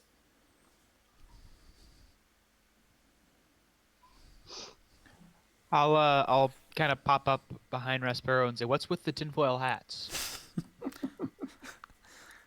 So this, Elliot's Yeah, voice I know, what suddenly. is tinfoil hats. So you ask him, or No, I'm wondering if I already know what's up, since I know who the individual is. he's, fruitcake? They say. You have no idea. Yeah, You I never figured you never saw something. anyone behaves this way. Okay. And you can hear all kinds of shouts and hammers suddenly start working on this machine, and you can hear the Grey Dwarfs shouting orders, tighten that there, the screw here.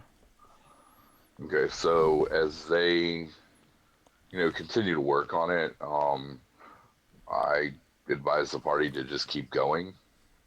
And I'll stick around for a few minutes to sort of kind of make sure that, looks like I'm helping for the moment, so that they can get away for the time being, and that I'll catch up. Before we go on, I'll just ask Resporo, is that thing going to burrow through the earth like you did earlier? Or is it going to explode or something? Oh, I have no idea. Oh, great. Well, I'll be over there. Far over there. Well, that's why I'm telling you guys to keep going, and I'll catch up. Yeah, let's keep going. I'm not sure how they could be of any help anyways. Let's just go.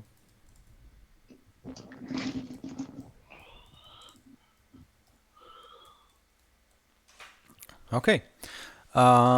So Before they leave, I'll say, so I did get a little bit of a look at it. And are we sure we want to let them handle something like this? Kind of trying to figure out if Respero knows anything about what they're making. So, Rasporo, let's do this. Roll your history skill. I'll tell you something, and if you roll high enough, I'll tell you something more. So, as I said before, this guy was kicked out of Grakelstu. I think that's the name of the city, because he was trying to build this device that will basically destroy the city, will collapse it, will do something very, very nasty. And the troubling part of it was that he was probably capable of doing it. You're not sure what was the goal or what was he trying to do, and I'm looking at your roll right now, but you do think he was trying to get to some sort of a treasure. This treasure, maybe it was buried somewhere, maybe it was very hard to reach, and he was designing this device that once triggered will reveal the treasure. Okay. So this is what you remember. You didn't Okay. get a very So, good look at it, so obviously I know that he's been working on it for some time, so, and hopefully he's close. So, like I said, I tell the others to just go ahead. and then I'll stay back, and then I'll catch up.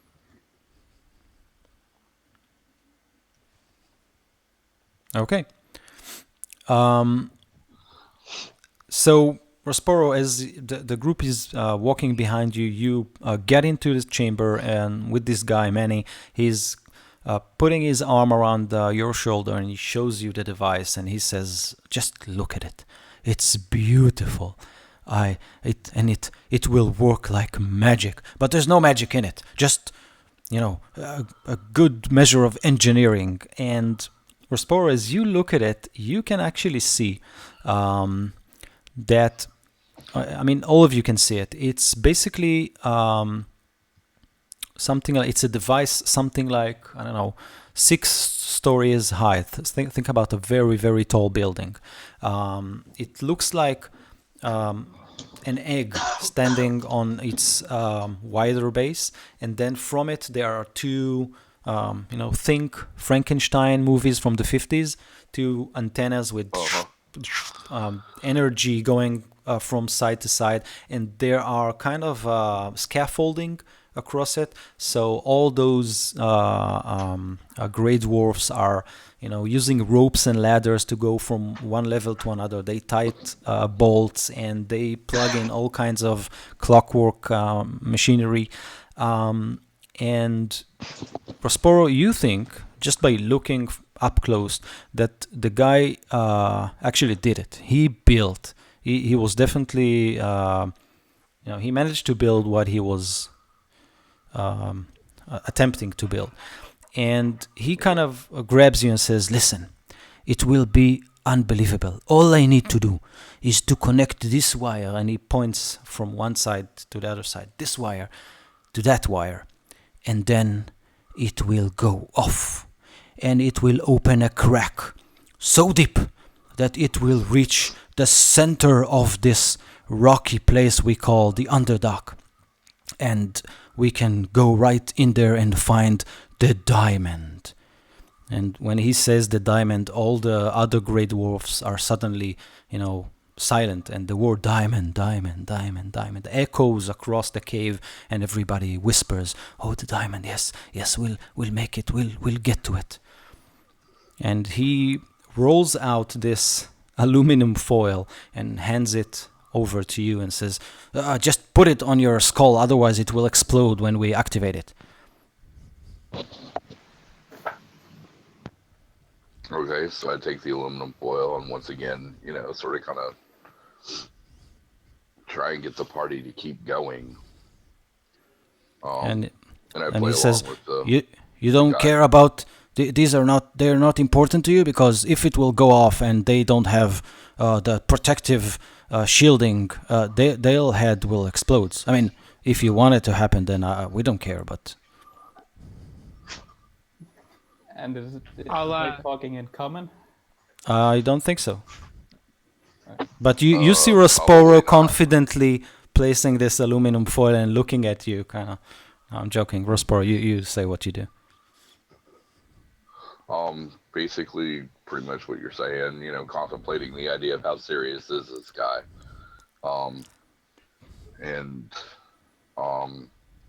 You can tell make an everybody that, engineering. You can make an engineering roll, and inspect the machine. Taking the time, and you can probably find out if he's serious or not. I'll go up to the dwarf and say, you hooked those up backwards, right? And he Point out looks a up. couple of spots. And he looks up, and I need you to roll your bluff. And he starts shouting at one of the workers there. "What are you doing?" And Rosporo, you can understand him, but Elliot, all you can hear is some, Klingon speech as he shouts, "What are you doing?" Angry shouting. "Yeah, it's all backward. No wonder we lost 10 people yesterday. Just reverse it. Okay, Rosporo, so... And then I'll point out to another spot and point out like 3 more spots that I know are vital to make it work, and I'm trying to make it not work. Okay, so I need some kind of I don't know, intelligence or wisdom to see if you can actually pull that off. But you can definitely say that, and as you say that, you can hear him curse again. And Rosporo, you hear him say, "Goblins! I'll hire goblins next time. They'll do a much better job than you do. Now connect that outlet to there and bring me those. How do you call those identify spells? Focus? Is it a pearl or something like that? Yeah, it's Never. a pearl. It's a pearl. Yeah. So I need the black pearls over there, not there. And Rosporo, you think that he's dead serious. He managed to build a machine, and if it will go off, there will be this enormous. I don't want to say EPM, but this enormous explosion of part mental energy, part arcane energy that will ripple throughout. You don't know how much, but obviously it's not meters; it's miles. Yeah, Okay. you're not sure exactly about the effect, but okay. And he serves you this toolbox and says, your guy over there," and he points at Elliot. He knows what he's talking. So go up.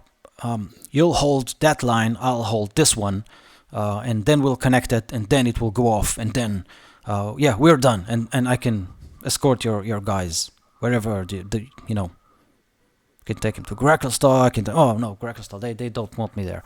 Let me see. Blingenstone. Yeah, Blingenstone is very near. We can go there. I explained to the party exactly what he said, and this may be our only option. Well, Because if he gets that connected and you guys don't have whatever protection that he's offering, there's a very good chance that he may be right.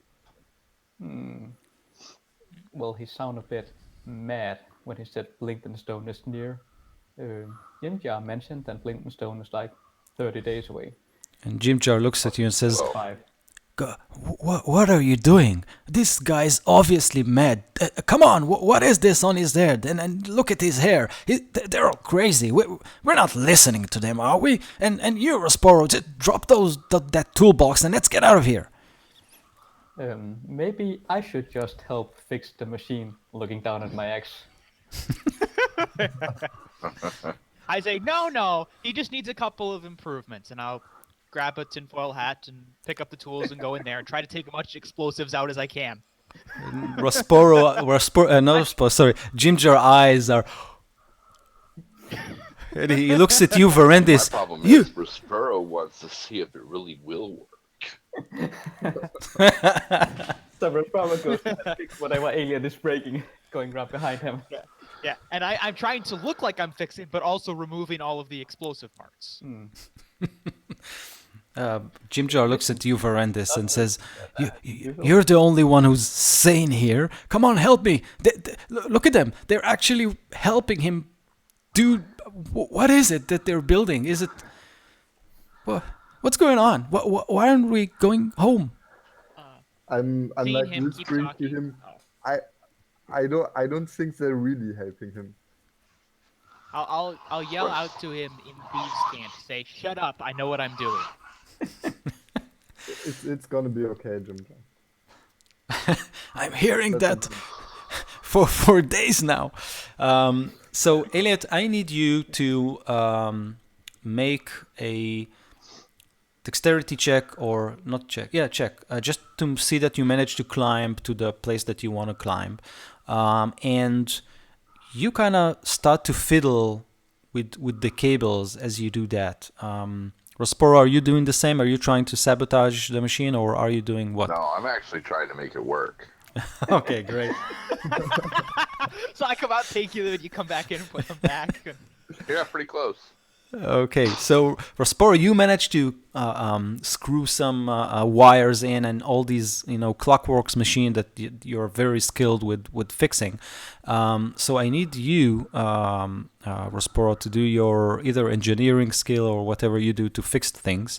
Elliot, you start to fiddle with the machinery, and then one of the Grey Dwarfs approaches you, and he kind of looks at you with a bad eye, kind of, what are you doing? That's not how it's supposed to be. and at some point he kind of shouts downstairs. Rosporo, you understand that, and he shouts at Manny, and he says something like, "Hey, this crazy man, he unscrews all the bolts. Well, what's going on?" And Manny is looking at you. "Hey, are you with us or against us?" I say, "Oh no, but that piece down there, I have to move these to get at it." So I need a bluff check there. So Rosporo, you managed to fix some parts of the machine, and everybody, all the the dwarves that are around you, kind of straight on. And Elliot, you managed to pull some wires off, but then the dwarf that next to you comes up to you and starts shoving you. So you kind of, on the scaffolding, you're in a tight position, but he pushes you and shouts all kinds of nasty words in deep talk. Rosporo, you understand his curses, but you don't want to repeat them. At this Right. point, I'm putting some tinfoil on my head as well and hand the rest to Ginger, just to be safe. I'll say to Ron, be ready with your axe. We have to go rescue the lady in a minute. I'll get closer to the machine. So if seeing the Great Wolf trying to push that alien, I'll trying to get below him. So Okay. maybe I could catch him, break his fall. Great. If And needed. yes, Having and to Jim Jar rescue just him yet again. Jim Jar just squats in place, kind of, and I'm gonna sit and enjoy it, just like that. And as Elliot is kind of in a tight position with one of the dwarfs, and Rosporo helps them. So Vakil, you manage to position yourself at the bottom of the scaffolding, just below Elliot. Varendes, what do you do? I'm not really anything. I'm just sitting there with Ginger, putting tinfoil on my head to be ready if it really does explode. And I'm sure that'll help. It will knock out all the aliens. Yeah.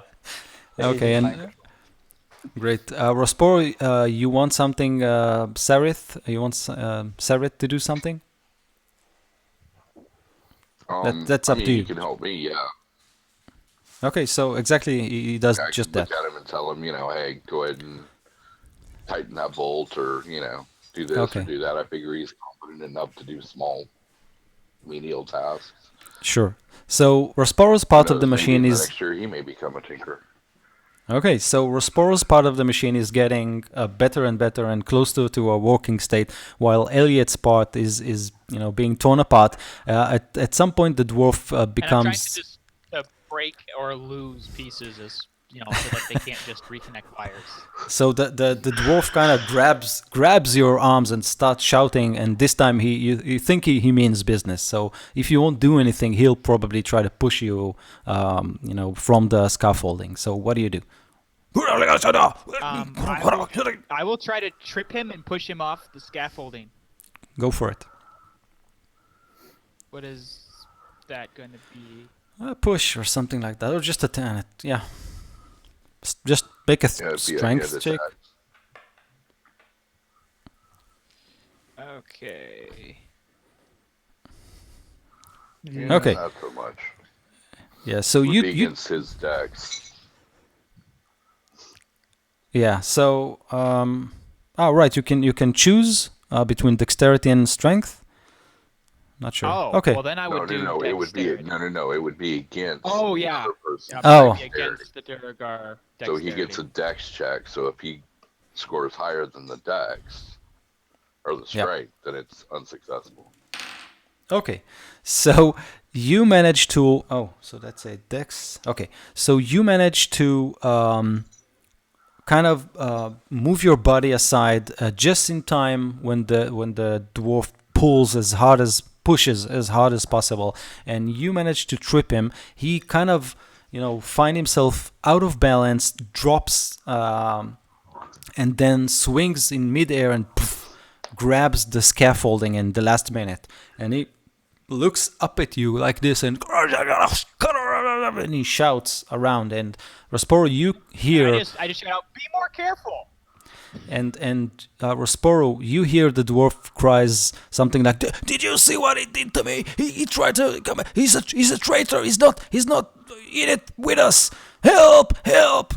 And at that point, three other dwarfs, they look at Elliot and start running through on the scaffolds. Vakel and Verendis, you see two more dwarfs that were working below, kind of look up and fight, and start climbing the scaffolding to reach to Elliot. What do you know what?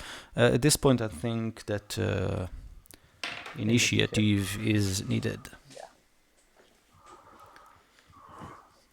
Dun, dun, dun, dun. Okay. So just saying, as soon as the dwarves run up, they all disappear. As in invisible. Yeah. Yep.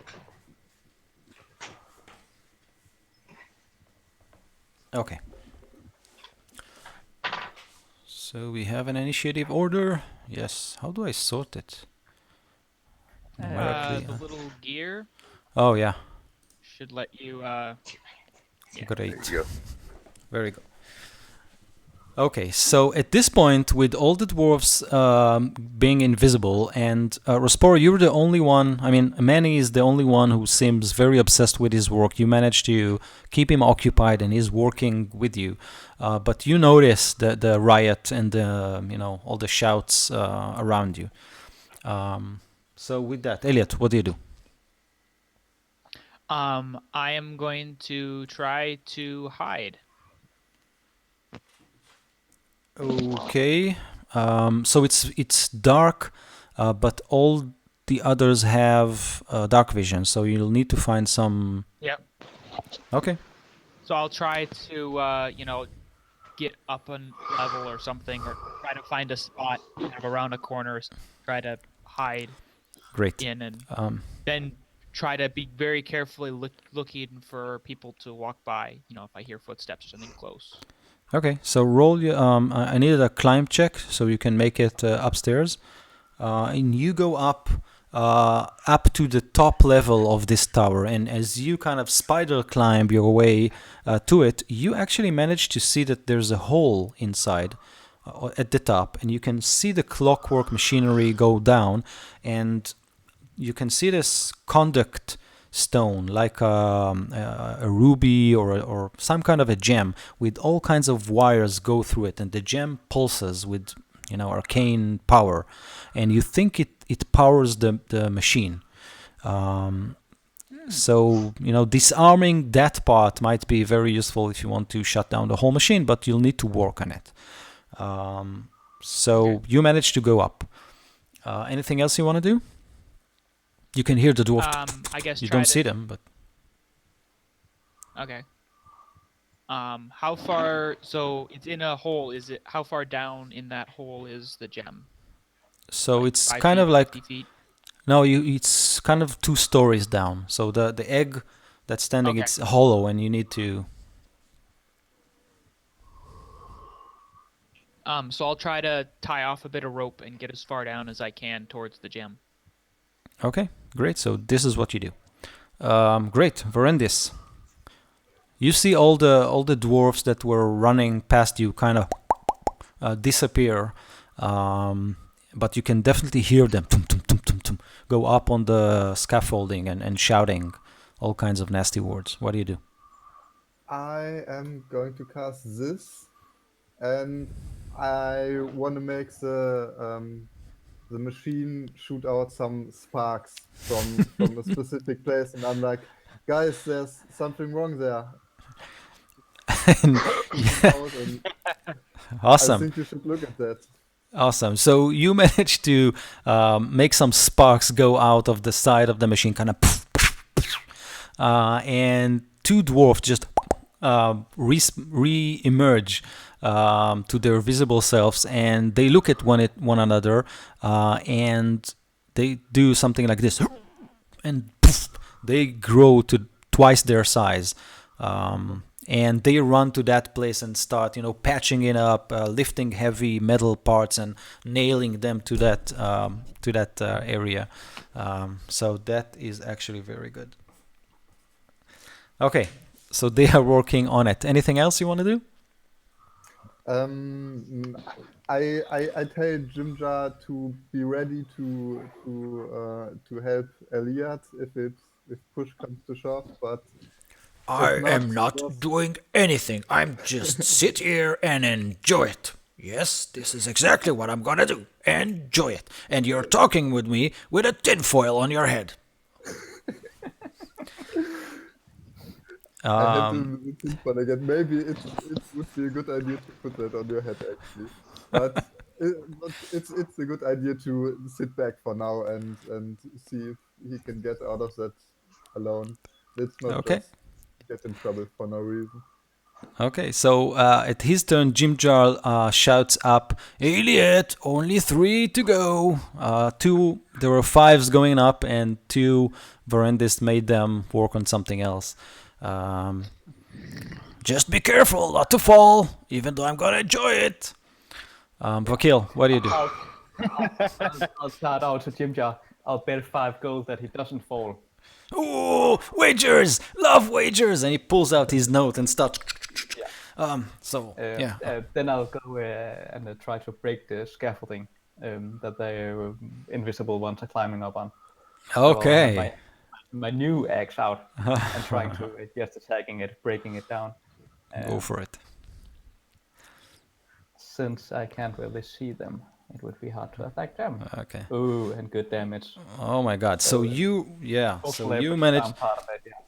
Yeah, so you managed to put out some chips from the first level of the scaffold. With each hack, all the scaffolds go and everything kind of moves around. And you actually hear, let me see. 1, 2. Okay, so you hear this shout as one of the plates kind of moves, and you hear this, and a dwarf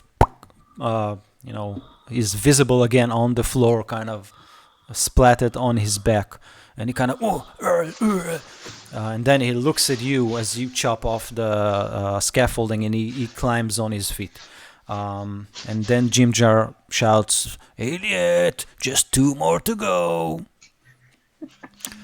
I'll shout back out at him. I bet I can kill more of them than you can, and thieves can't, so that no one else understands. Rasporo, what do you do? I bet 5 gold, I say. And what? And he jumps up and starts loading a crossbow.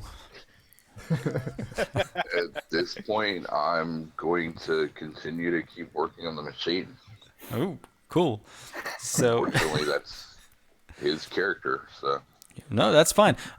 So you and Manny kind of go into this discussion about how the crack will form, and the big diamond at the heart of the planet will surface up, and you'll be able to split the treasure. And you actually find this machinery very, very interesting. You can think of a lot of ways to use it and reuse it in all kinds of situations. So I need you to roll another engineering skill check as the other guys kind of try to dismantle it. Alright, give me 1 second. No problem. So right now you're kind of a tie with Verendis. Okay, so that not a tie anymore. Okay, so you managed to fix another bit of it and actually bypass some of the damage that Elliot did, and Manny is very happy and says, "Yes, we're close, so close." Okay, anything else you want to do?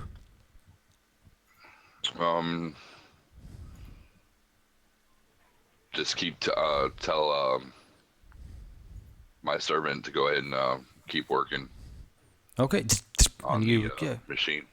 Sure. Hand me that screw, that wire, and you plug all these machinery in place. Runt. I'll have Ron come over to help me destroy the shackles. AC 10. Okay. Yeah. Great. So maybe it doesn't really damage it. I don't know. Yeah. Okay. Yeah, those, Um, that's the first one's to hit, and the second one is damage. Well, no, they're both to hit and then effect damage. Yeah, sorry, the yeah, Yeah. that's what I meant. Okay. So he's if he's hitting 5 AC damage, 10 Yeah. and 5 damage. Okay. No problem. Okay. So you manage to hit the scaffolding again. But aside from doing damage, and if you continue this way, it will eventually collapse. No other dwarf was affected, even though all the scaffolds are kind of jumpy. At this point, Rosporo, I need you to make a dexterity save just to see that you're keeping your feet on the plate, and Manny will do the same. Okay. Very good. So you two kind of jump up and down, but you manage to grab yourself. And Sereth. Okay, so Sereth is also okay. That was okay. So we'll skip Kairon, and Sereth is working with you. Very good. So now, Elliot. So you kind of prepare the rope and tie all the things and start to stick your head into this opening, and then you feel a strong hand on your ankle. You kind of look around and you see this gray dwarf materializes. He smiles and then grows twice as large, and he tries to push you out or pull you out from the machine. I need to make a dexterity check. This is to get out of a grapple. No, he's trying to pull you out. He's not. I mean. Okay. So straight dexterity or acrobatics? I think acrobatics will also work. Okay. Not bad. And I will try to squirm out and just free fall down the hole and then grab the rope about halfway down or something. Okay, just a minute.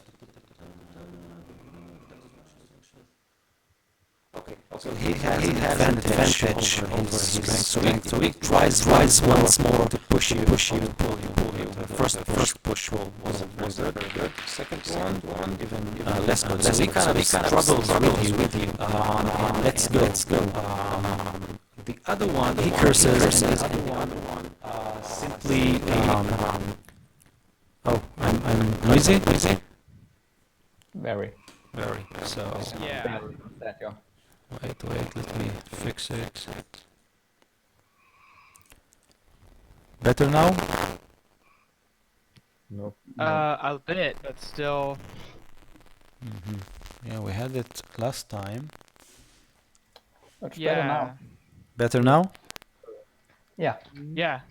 Okay, so that's probably a connector, a bad connector. I need to replace my mic. Okay, so the first one tries to pull you off. It didn't manage, and the second just curses and tries to hit you with his war pick. He pulls it out of a belt and is also enlarged and tries to hit you. Your AC? Is 15. 15. So he lands a mighty blow. I actually have. Okay. Okay, so this is. You feel his war pick slamming on the lower back, dealing 12 points of damage. Your whole body kind of shakes from the power of the strike, and the two dwarfs start to shout, and then the third one, the one that was hanging on the scaffold, he also shouts something, and Vakil and Varendis, you see the other two help the third one up. That's it for now. Manny is trying to fix his machine. Okay. So this is it. Okay, so we had one dwarf that has fallen, and he goes after you, Vakil, the one that you managed to. He also puffs and enlarges himself. Okay, what's your AC? 20. 20. So yes, another hit. He tries once, misses, but then the other strike with the war pick managed to get you. So this is 12 damage from the pick. Yep. So we have 3 up and 1 down, and Manny. I mean, 3 up on the scaffolding, 1 is down next to you two, and Yeah. we have Manny. Okay, Elliot, what do you do? Continue with your own. Yep. So when I pushed off, I'll just try to free fall about halfway down the hole, and then grab the rope and climb the rest of the way down. Right, but do the eagle spread. Yeah, go for it and roll high for your acrobatics check. I believe in you. Oh, 24. Okay. yeah. So If you fall, you owe me 5 gold. okay, so Elliot, you want to describe what just happened? No one will see it, but we'll see it. So as the guy grabbed my foot, I pushed off of him, and the one pick managed to hit me. But then I just free fell down, grabbed the rope halfway while I was upside down, and flipped up, and then just kind of shimmied the rest of the way down and tried to start kicking at the gem. Oh, cool. Try to dislodge it and break it. Okay, so you managed to do that. The first kick at the gem actually nudged it a little bit, and then there was this immense energy surge that went up and kind of explodes upward. And all of you see Elliot jumps into this hole, obviously, and then something goes off inside, and this blue-green energy bolt just explodes out. I need you to make, let's say, a dexterity check to try and avoid all those lightning bolts that jump from the dislodged gem. And That's me? yeah, Elliot. Okay. Very Natural very 20. Natural 20. So this means only 4 points of damage from the lightning bolts that fly everywhere. You think that dislocating the gem is a bad idea. You think that if you dislocate it totally, it will explode. You think that there's something with the machinery that needs to be tampered with to shut it down. Okay. Okay, Do Varendis. I have any time left in my turn? Nope. Okay. I didn't think so. Yeah, Varendis. So, I was just gonna ask. At this point, it's pretty obvious that Vakir and Elliot want to destroy that thing, right? Yeah. But you see that Rosporo and Manny, yeah, they are deep into this debate. You know, they kind of elbow one another and point at structure deficiency and fix them, and clap on each other's shoulders. Okay. So, and there's one visible dwarf at the top. So all of them are visible right now. Grab the knife. All of them All of them are are visible. So you see 3 upstairs and 1 downstairs trying to hit Vakil at the moment. Oh, trying to hit Vakir. Yeah. And succeeding. Succeeding, yeah. Then I'm going to help him and shoot a bunch of arrows at them. What I'm going to do is Yeah, helping me hopefully, and not the dwarves. obviously. Helping him. Yeah. Oh no! Come on, help the dwarves. Well, no, definitely not. You're our only hope. I magically some arrows manifest in my bow and I shoot them at one of the dwarfs who is attacking the kill. Okay, so so is magic missile does it have Yeah, it does not have an attack. It's auto hit. No, It's it's auto hit. Oh, yeah, I was surprised too. Yeah. Okay. Yeah. Great. So you want to hit the one attacking Vakil? Yep. Okay, so is it how many arrows? Is it one? Just one? Um, I think it's It's 3 arrows. It's one dice. Yeah, it's 3, and then it's 1d6 for every level that you up. So that's I'm just making sure. So that's oh, I see. It's 4 that arrows. roll Three includes all arrows. 3. Okay. Yes. Okay, But- great. So you manage to stick all your energy arrows into the back of the orc. He kind of turns around, the orc, the dwarf, and he turns around snarling and with his pick, and he charges you. But you manage to get his attention, so this is a good thing. You want to do anything else after the attack? Can I still move? Yeah. You know, Well, then, as soon as I see that he's charging me, I take a few steps back. Okay. Try to get a little bit away from him. Okay. So you kind of fall back. Great. Jimjar at this point takes an aim with the crossbow and says, 10 golds are coming in. Boop. And you see this bolt sticks out of one of the dwarf's back. Okay.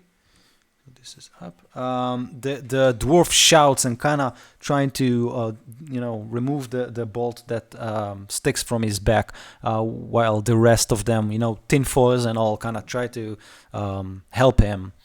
So 2 of them are busy helping the other one pull the arrow from his back. And you hear Jimjar says, "But I'm not helping you any other than this, just for the wager."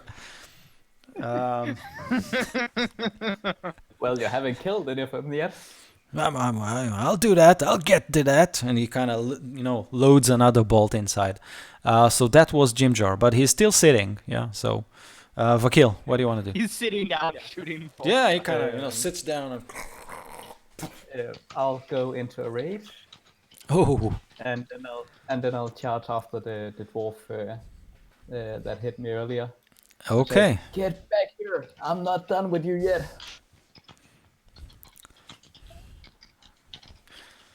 Go for it. And if it hits, it's 9 damage. Okay, so you run after him, and at the last moment, he probably heard your shout. He kind of turns around and try to block your attack with his war pick, and kind of you stick in midair, and sparks go out of the 2 blades meeting. So you don't manage to get that. Anything else? Nope. Okay. Well, I'll try to move around him, so I'm between him and Verendis. Okay, great. Kind of block his way. Sure. Rosporo. I'm gonna continue working on the machine. Okay, so while you work inside, you manage to see, the surface of this mechanical egg became half transparent when Elliot stuck his foot into the power source. So you managed to see his figure hanged upside down, kind of meddling with the machinery inside. So you can either work to fix it, or you can do anything else you want. Just let me know what you do. I'd be doing everything I can to fix it. Okay, so go ahead and roll your. Ooh, that's nice. So you managed to open this tiny service hatch or something like that.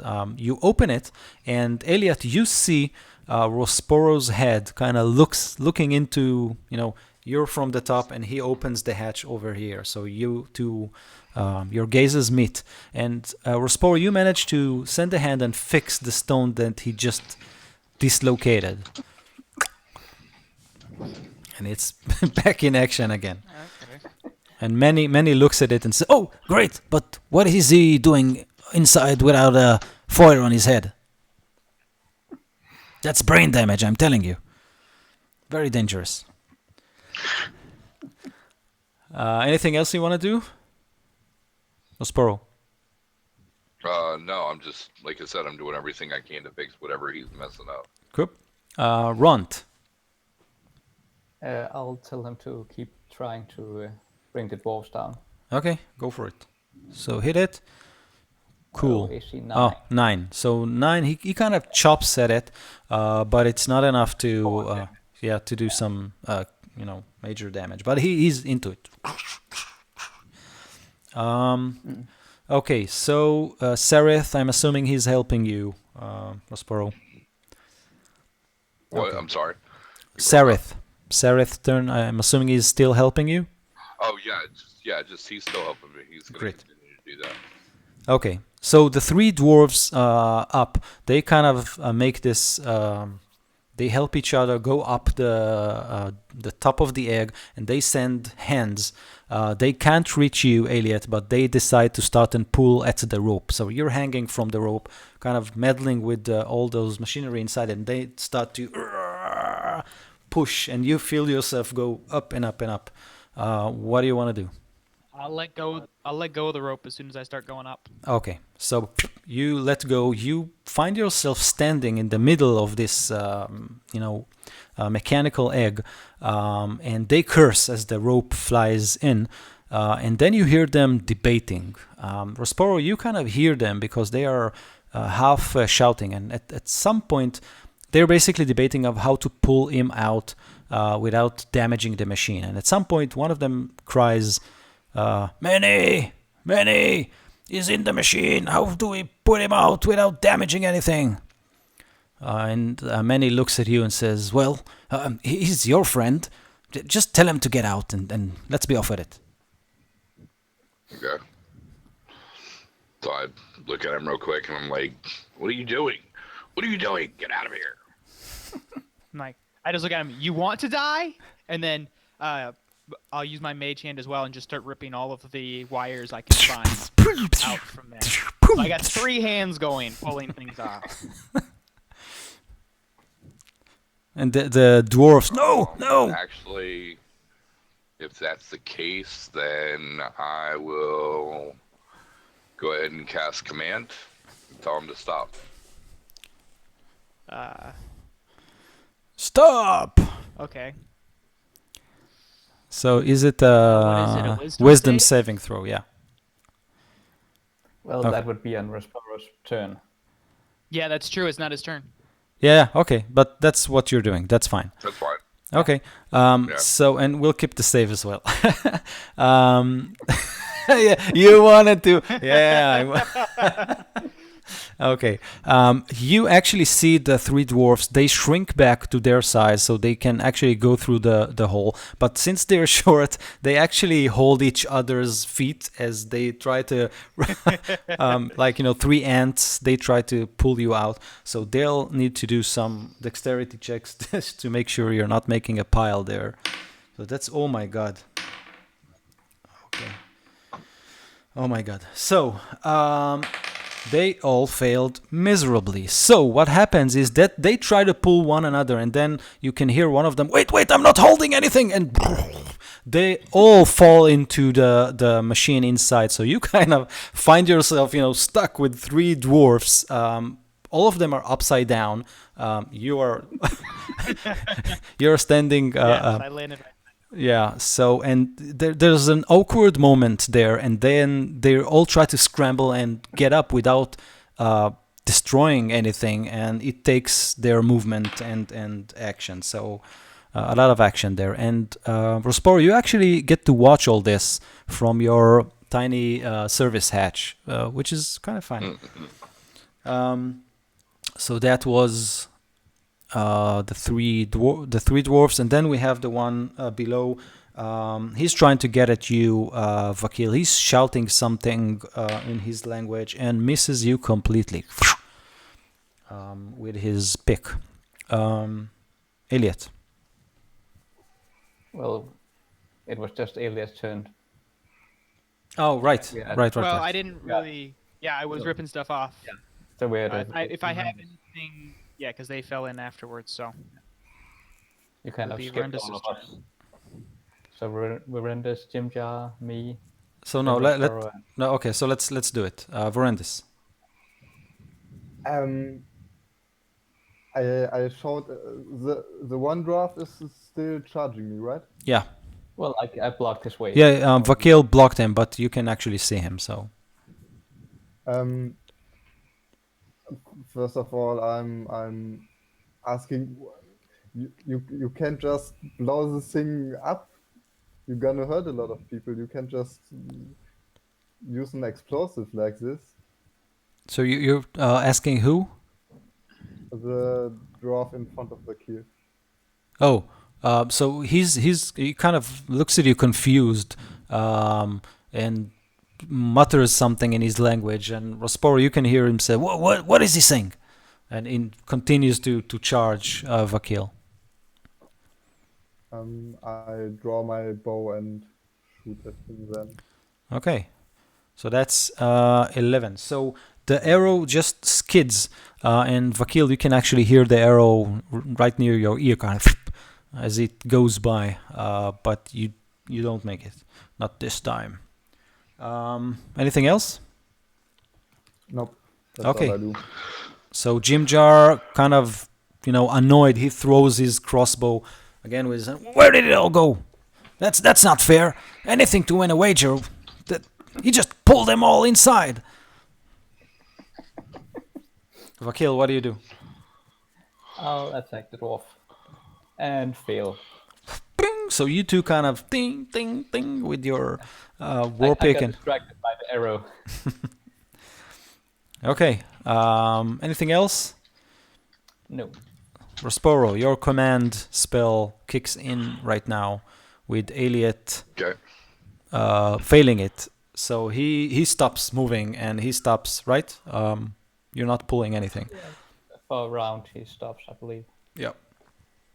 Okay, anything else you? Well, he what's the command word that you're saying? Stop. Actually, it would be halt. Okay. So whatever is going to get you to essentially stop doing what you're doing. Period. Okay.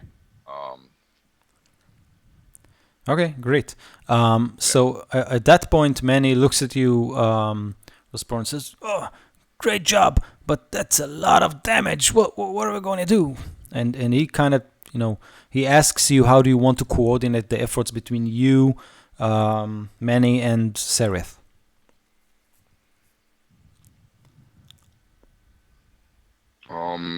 I tell him that I'll go up and start working on what he destroyed, and then leave Saris here to go ahead and help Manny.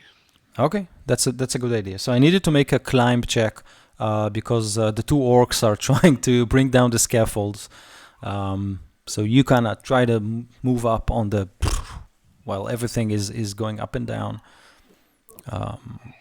And in the meantime, Morten, what do you want Ron to do? Well, as you said, keep trying to destroy the...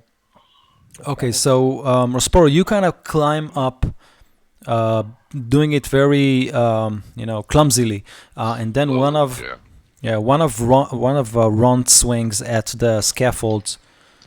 Actually, does a lot of damage, and the whole thing starts to break down. So the first level and the second level, the first level goes down, the second level goes down something like 2 feet, and you kind of were on top of it as it fell down. So you kind of whoa, and you don't make it up just yet, but you're stable on the second level.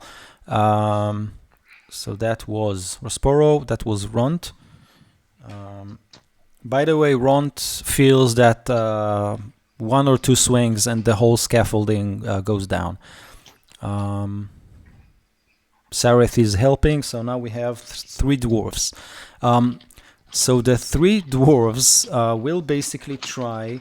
okay, so they're trying to coordinate... Yes. They already acted this turn. Yeah. You kind of skipped all of us. I see. Sorry. Okay, so... Because when they came after me and fell down, that was this turn here. That. Yeah. Great, but the dwarf below, I didn't. Oh yeah, you attacked me and missed. Oh, okay. Yeah, I think. But feel free to attack again. I can take it. Okay, so in that case, yes, we'll do it again. And your AC was 20. Okay, but he get an advantage. Okay, so you manage to block 2 more times. Pung, pung, he doesn't pass your defenses, and he kind of tries. He's angry and you hear him say something. Rosporo, you hear him cry for many. A little help here, maybe. This orc is tough. And now Elliot. So, are you still? Oh, I see. No, it's just 1 round, and where he can't. Where Oh. he can't follow it. It's just Really? 1 round. Yeah. Okay. It's just 1 round. Oh, because it's a cantrip. Okay. So Okay, yeah. 6 seconds later, so I have my whole turn then. Yes. It's just skipping the turn. I'm pretty sure it's that. Skipping this turn.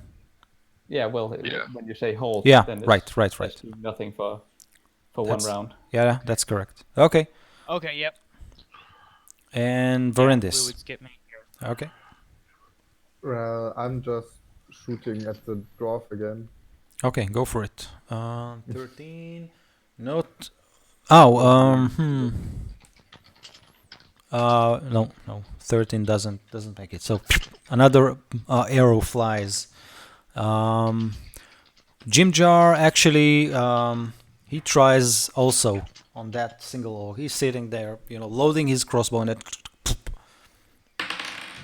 and another bolt flies into the dark. And you hear him curse. Vakil.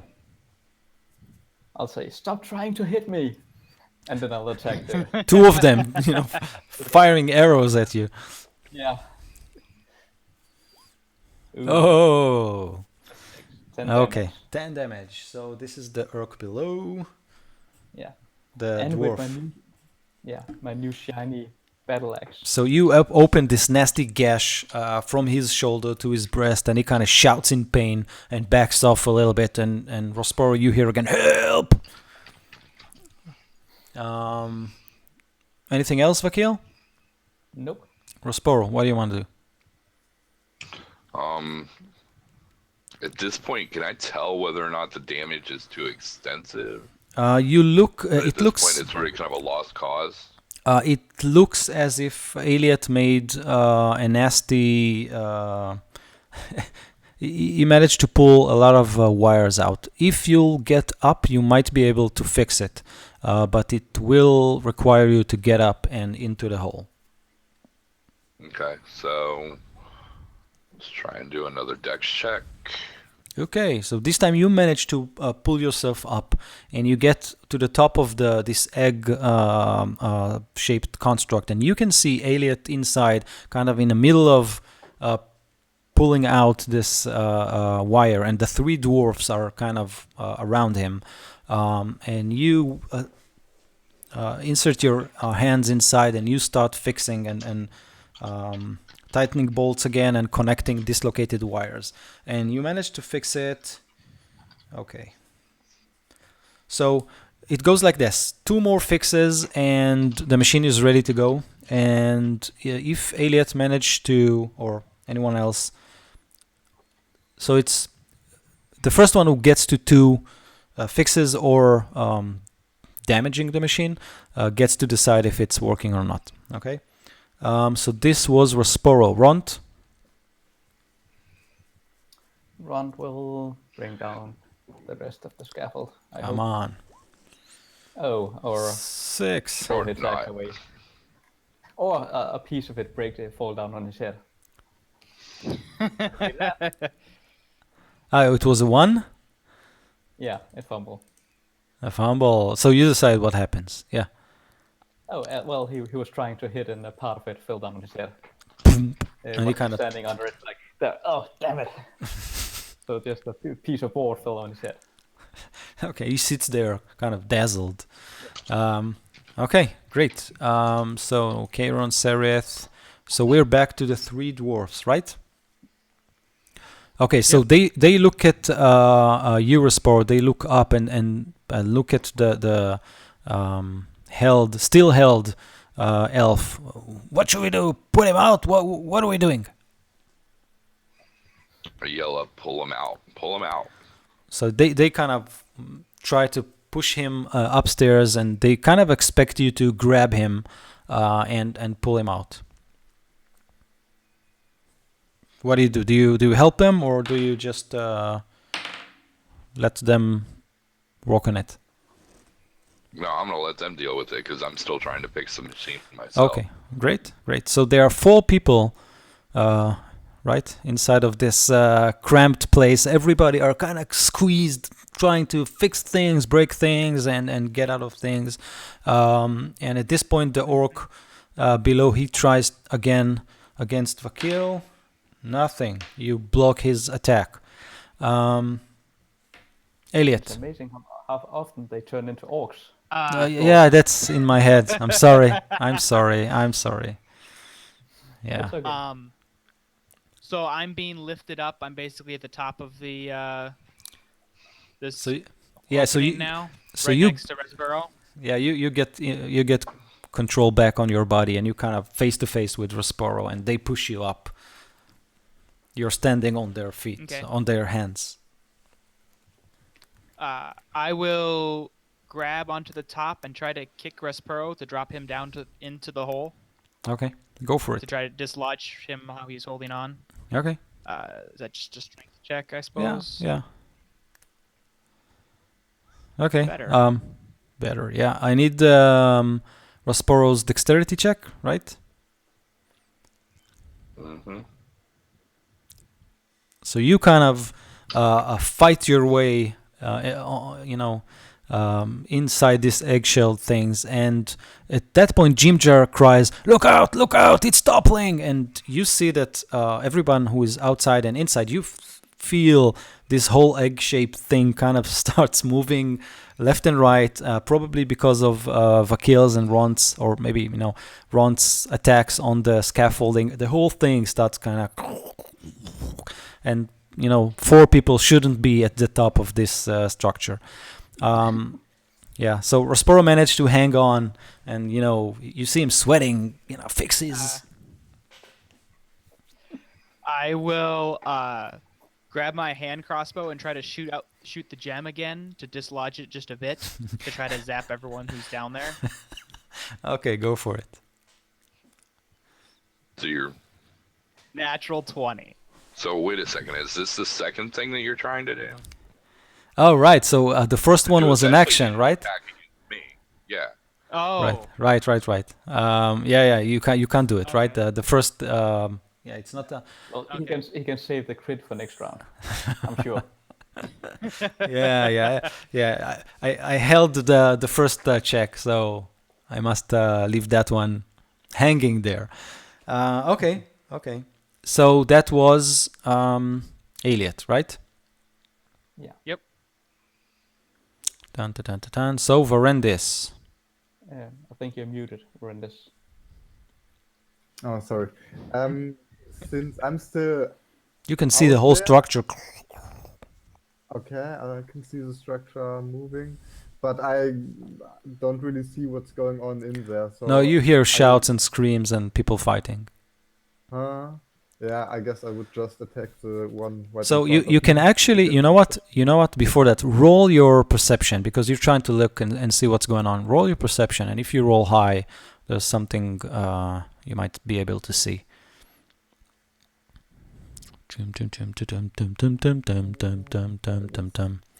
Oh my god, finally- okay. finally a good perception roll. Yeah, so you managed to see that service hatch opened, and from it you can actually see the stone, that magical arcane stone pulsing, and you can, try and shoot it from here. That will require this marksman hit, but if you do, that might be very damaging to the machine. Might. You can see a lot of feet there, so it's gonna be a very tough roll, but you might be able to pull it off. Or not. Not promising anything. Yeah, I'm going to try. Okay, drums, please. Ooh, Looking good. What is it?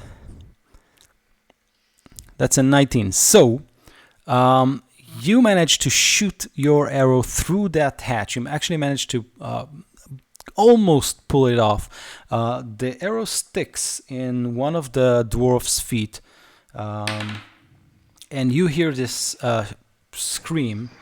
And Elliot, they were trying to hold you, so one of them has, removed his grip from you and went to tend his wound. So you're kind of, dangling there on four hands. So the whole structure starts to, topple to the left even more. So that's a good shot. Jim Jar kind of, come on, someone, get out, so I can shoot. He tries at the dwarf. Oh, a 1. So his crossbow jams. What? Vakil. Yeah. I'll attack the dwarf posing as an orc. Oh, he drops in this spray of blood. And you manage to... He hits the bottom and stays there. That was amazing. Anything else you want to do? Shout your cry of victory. Well, yeah, of course. That goes without saying. Rosporo. Yeah, go ahead and try again Fix. fix the machine. Okay. So go for it. If you manage, you'll be one step closer to actually making something work. Ooh. Yeah, so that's a... And with all those people inside, you kind of find it hard to maneuver. And the elf has done a lot of damage. So you don't manage to do it right now. Ront. Anything else? Sorry. No, just trying to make sure that the my servant is also taking his turn to fix it as well. Yeah. Okay. So Manny and Seraph. Okay. So Manny is with his hands inside the hatch, and you can hear him scream as the other dwarfs kind of, land on his hands and no, I need to go, no, ouch. Runt. What does Runt do? Okay. So the scaffolding, so the scaffolding goes down, and the whole structure kind of leans left, and then you can see everything falls down, and Elliot and the three dwarfs inside, the whole structure lands on his side and starts rolling. So you all roll with it, and at some point you hear this ping, and the stones pops out of its how do you call it, stand or socket. Elliot, you want to try and grab it? Yeah. The dwarf they try to grab it as well. Let's see who gets it. Well, I'll use my mage hand to try to reach out and grab it, bring it back to me. Okay. and he did have that 20 from last time. Yeah, that was for an attack though. Well, it's an attack to try to grab it, isn't it? You can't attack with mage hand. Yeah. Go for Sure it. you can. So, what do I? Yeah, it's a dex check. It's a dex check. Okay. So the other three dwarfs, they didn't manage to get it. So you kind of hold it with your magical hand as this whole thing topples down. Actually, Manny, Rosporo, and Ceres, you all fall as the scaffolding goes down, and you all fall on your butt. But you don't take damage because the previous hit by Ron just lowered the second level scaffolding. So you all find yourself on your butts as this whole structure goes down, and Manny kind of pulls his hair. No, what have you done to my machine? No, it will take me years to rebuild it. No. And he starts to cry with his hands covering his face. No. What do you do? So I assume is it my turn still? Because moving the mage hand would be a bonus action. So we're stepping out of initiative order. Just tell me what you want to Okay. do. I will try to get out of the egg thing when the hatch kind of gets around. Okay. And Jimjar is on his feet, and you can see him. And And then he holding the gem, I'm going to put it in my in my jacket or something, secure. Okay, great. So And then Jimjar just is kind of make my yeah. way away from it. So Jimjar helps you go out, and he says something like that doesn't count. Nothing of it counts. Now let's get out of here. And he shouts at Vakil and all the rest of you, Sparo, Verandas, let's get out of here. And Manny is just sitting there crying. No, my machine, what have you done? What do you do? I'll follow Jimjar. Let's just get out of here. Sparo, Yep. I will remember this. I just go with the party. So everyone kind of walk away from this chamber. All the other dwarfs, they kind of try they struggle as they try to go out from the structure. They clean themselves up, and they kind of with their heads bowed, they kind of collect all these clockwork machinery, and they look very, very sad. And you can see Rosporo, you can see Manny's eyes as he looks at you with deep hatred. And then he turns his back on you and starts to pull up everything that he, salvage everything that he can. Okay. I'll turn to Raspero and say, "Why were you helping him make a bomb?" That is a I good. didn't know it was a bomb. How do you know it was a bomb? You don't know anything about engineering. How do you know anything about anything anyway? You told Why were us you that. trying to prevent it? You don't know what it could have done. It could have helped us. I do know. I'm You a do? tinkerer. Oh, you are. I'm a tinkerer. I Really? knew exactly. Oh, Yes. okay. I So had I a spout off. So I spout off some like jargon, and I'm like, oh, so you know what this is, and that is, and this is, and wait for that And I blank answered look them. on your face. and I answer them right back, say exactly what they are. So, Rosporo, you get the feeling that Elliot does know a thing or two about tinkering and machinery, but obviously he's not an engineer, a qualified engineer, certified engineer as you are. But he does seem to have a knack, right? This is how you say it, for these things. Yep. Yeah. Actually, Elliot, now that you've come to think of it, you think that Rosporo showed some amazing ability to fix things, and especially when clockwork and the mix of arcane and machinery is involved. So you saw him pull some quite, some neat things there. Yeah. I don't mention it, but I catalog it. Cool. So Jimjar leads the way further and further through the tunnel, and he always talking to himself. And at some point, he just stops, turns back, looks at all of you, and says, "I'm not taking you anywhere before all of you remove that foil from your head." And the one who put it just kind of and then I he would have done that I'm already. sure my foil fell off sometime in this struggle. and he pulls out I think that was 10 gold, and he owes someone's. I'm not sure if it's Elliot or Vakil, but he didn't 5 gold. kill 5 gold, so 5 he gold each. so he pays you Yeah. both. And he says And as he paid me, I say, what about the 50 gold from earlier? With the bet we made in prison. Alien What do you won't die. think? That gold is growing on fungi? When we'll get to my city, I'll pay my debt. Yeah, it's not like we have found any gold down here so far. But we Clink, haven't. clink, clink, clink. running with coins flying from his pockets. Whatever. Just dragging along his chest with almost 2,000 gold. Well, no, we haven't found any gold here. Because we split it. If we found any gold, we would split it evenly.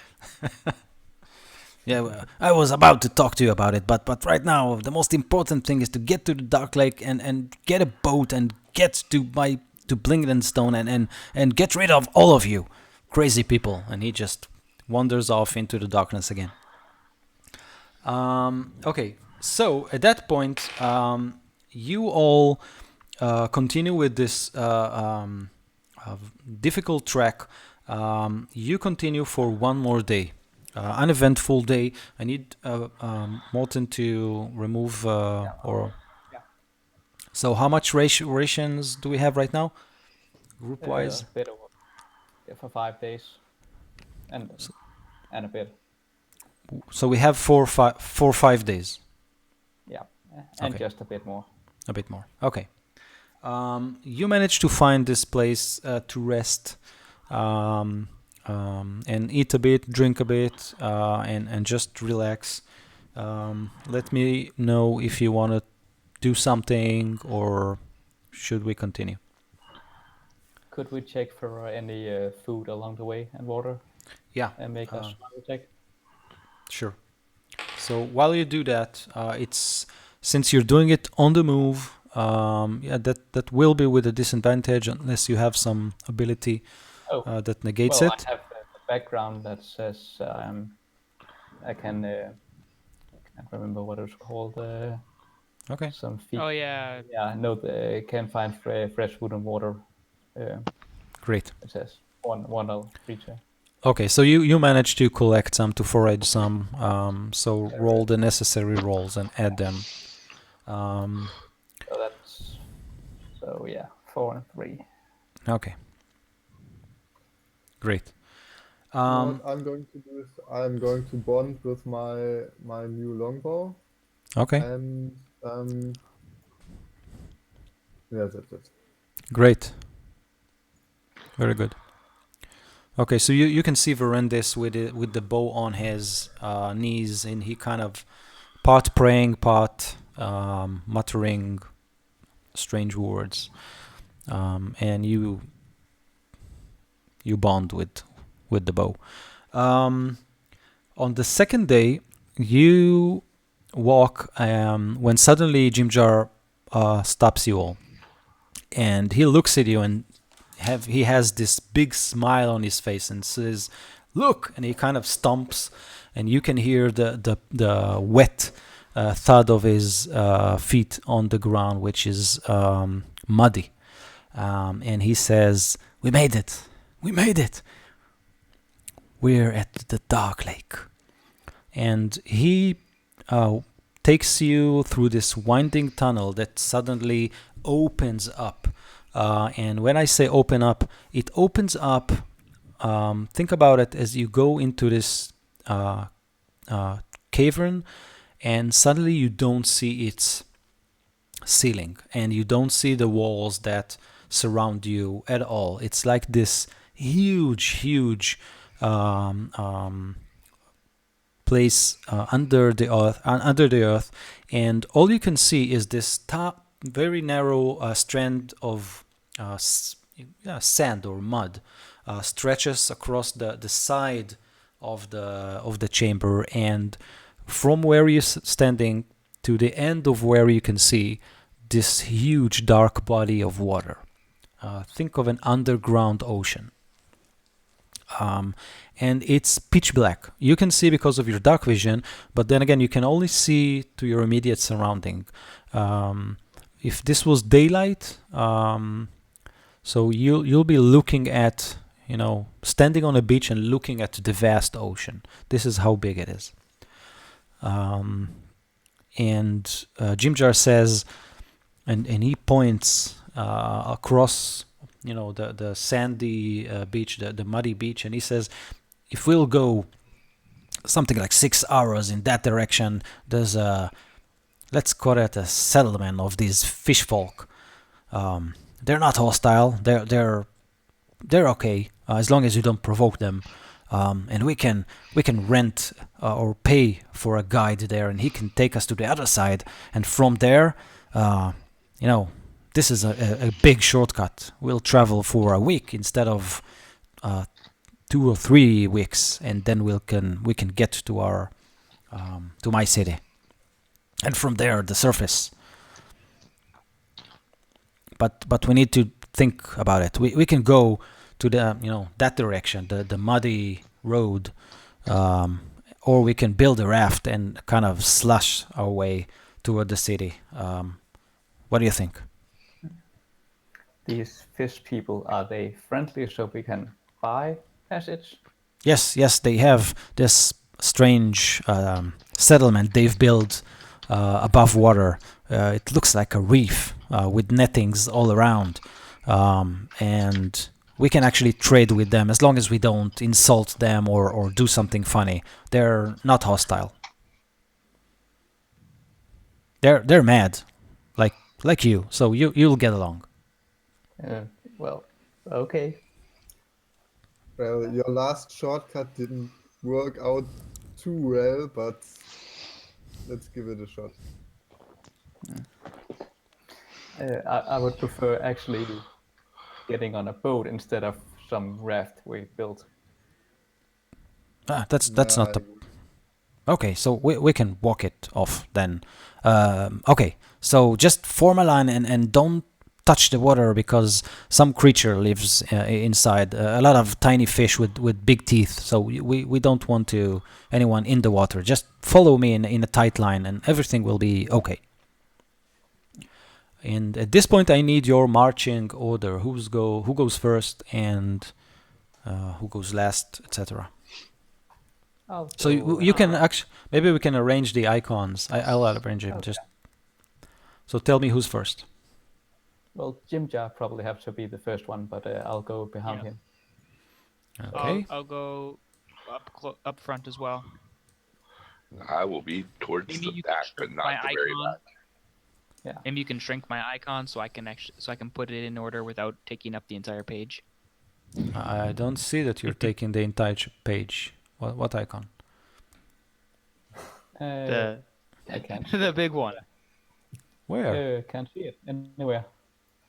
Oh, Oh, now it's there. yeah. I can see GM I can see below him Vakil. I can see him. He's above me now. Oh no, I don't I see should it. be covering just about everyone in the order now. Yeah. Yeah, I pretty can- close. I don't see it, and I'm the DM. That's not fair. Well, it's funny because it's not showing up as an icon. Like I can click on everybody else's icon, but I can't click on that one. So- well, you should Really? be Because I able can't to- click on anyone's except this one. Oh, actually, I can click on Jim Jars Run and Runs. So Yeah, sure. Well, so I can only click on the ones I can possibly Yeah, control. but I think So- you can resize So- it yourself. Or if. So No, remove I it, can't. remove it, and remove it, and I'll drag it again. Okay, I've removed it. You, Okay, maybe because you in add my- mine again. Yeah, because in my character sheet you have no image. The image is I don't know, it's broken or something. But Oh. I'll drag it again and let's see what happens. Well, Nothing. if I have no image, that would explain why you can't see it. But it Uh-huh. should be. Okay, so let's Here, not waste Let time me on try it. to. Okay. Yeah, so we'll fix it next time. But I have Jimjar and then Vakil and then Rosparo, Sareth, Yep. and then who's that? That's Kairon and Vorendis at the end. I'm going last. Yeah, I'll make Ron go last. Okay, great. Oh, there I am. Yeah, I can see you. Okay, so that's the Okay, number I 4. can see my thing now. Elliot. Okay. Okay, great. Yeah. Okay, so you start to walk on that muddy beach with that enormous body of water to the left of you. You kind of feel as if someone watches you, and as you know, minutes go by, you can actually see eyes in the water of all kinds of strange creatures. They swim alongside of you, and sometimes a head bobs up, and 3 or 4 eyes on a single head looks at you, and then that creature, whatever it is, goes underwater again and continues to swim. And at that I'll point, pick a little mud or dirt. rocks or something onto them if they pop up. Okay, so you throw it, and Just kinda when you press throw away. it, you suddenly see this huge pack of, you know, manta ray-like fish, but with huge teeth. They kind of jump all over it, thinking it was food or something like that. And this becomes a food fight over nothing. And you can see pieces of manta ray flying everywhere. and you know, it gets bigger and bigger and bigger and bigger until it covers, you know, dozens of feet in every direction. And then you move past it. I'll turn around and say to Elite, we at the Van tribe have a saying, don't poke the bear.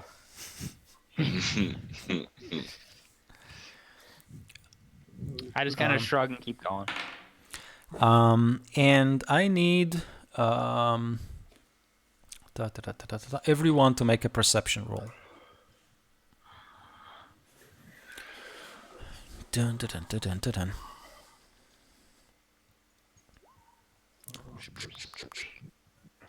Ugh.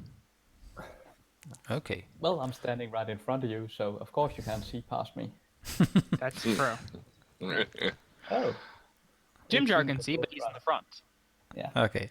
So, Verendis, you managed to see two things. The others can make it in the dark, but you seem to have noticed it.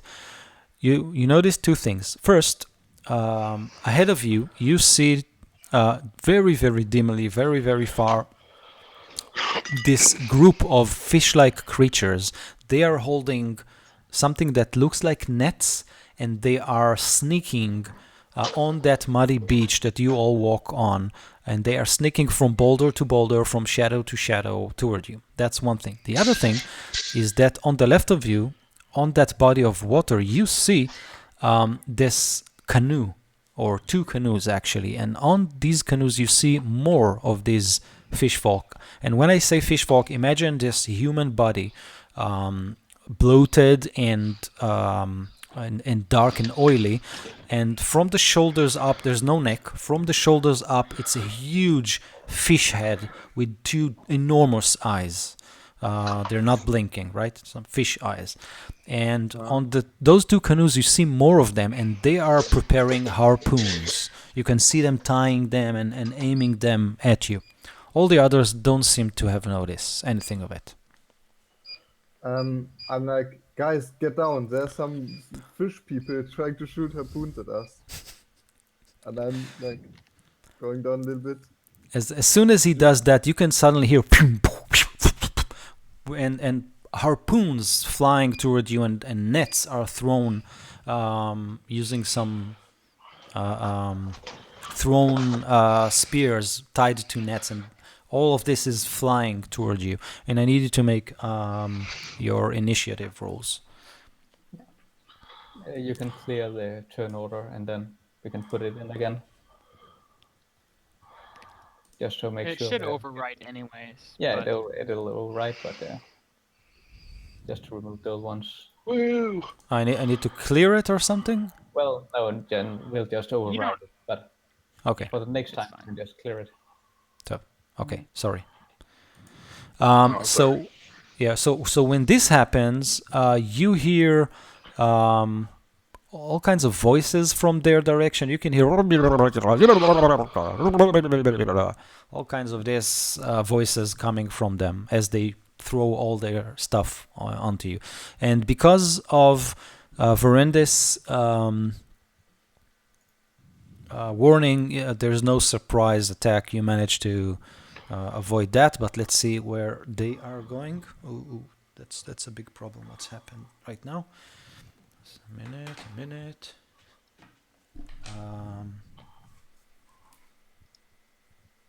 Okay. Okay, so as usual, Elliot.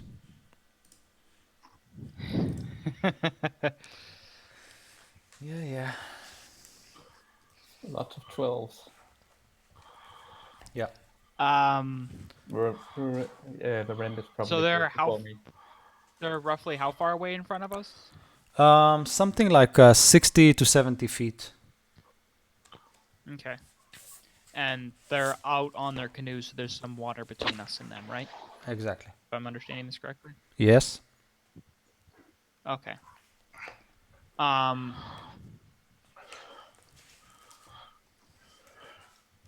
I will.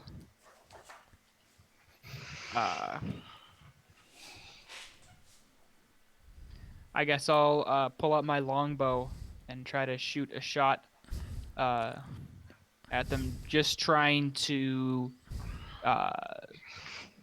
disarm them, not actually trying to hurt them. Okay. Okay, so the first one goes, the first bow goes, it hits one of the nets with one of them holding the other side of it, and it tangles it, and it kind of drops backward into the water. And you can hear him. Anything else? Nope, I don't. Yeah, I can't make a bonus attack with the longbow, so. Okay. Prospero, what do you want Sereth to do? I'll command him to go ahead and does he have some kind of long range weapon? Yeah, he has a short bow. I think, yeah. To go ahead and have him go ahead and shoot a short bow. Okay. Elliot, I think that you can still use his. Defend himself, basically. Yeah. I don't see the short bow. He has something. Oh, yeah, that's short sword. Yeah. Oh, But okay. it would pretty shit the same. That is short sword. He would have. It wouldn't yeah. be the same check though. Okay, great. Yeah, it would. So- check space. Okay, so he managed to shoot another one of these fish folk. This one sprouts some dark liquid from his chest and goes down. Vakel, what do you want to do? Could I move up ahead further along the beach to get the ones Yeah. sneaking up there? Yes. I'll move past Jim Jar then and go up and attack one of those. Okay. Yeah. Go for it. And I'll not try to disarm them or be non-lethal or anything. They attack first. Okay. So they are going down, hopefully. 14. Okay, so you manage to slash one of them. He goes down in a lot of flailing of his arms, and the mouth and the gills, they kind of twitch and open and close. He falls down, and at that point, you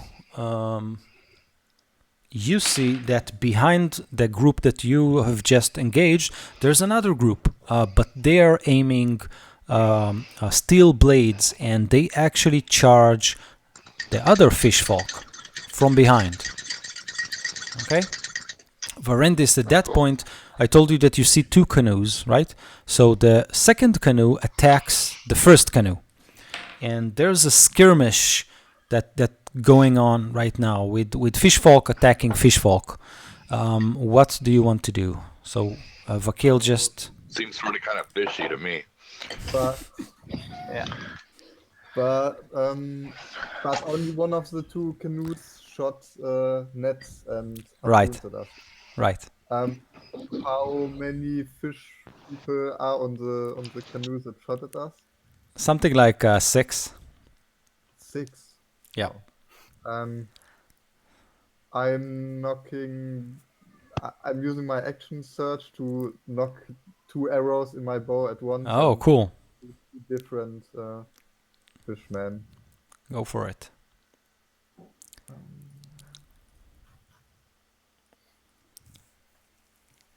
Okay, so actually, one of them managed to hit this fish creature holding this spear with a netting on it. He was,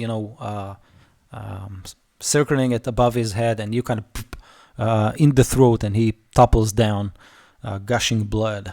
And you can hear the other fish folk, the outer loop, they're closing in and attack their own people, or so it seems. Runt. Runt. I'll get Runt to. Well, he's at the end. Right. So I'll just tell him to move up, and he'll probably just spend his entire turn moving past Okay. all the others. Yes, to leader. move me. Yes, war leader. Jim Jar will hit one of them with his crossbow and will miss. Rosporo.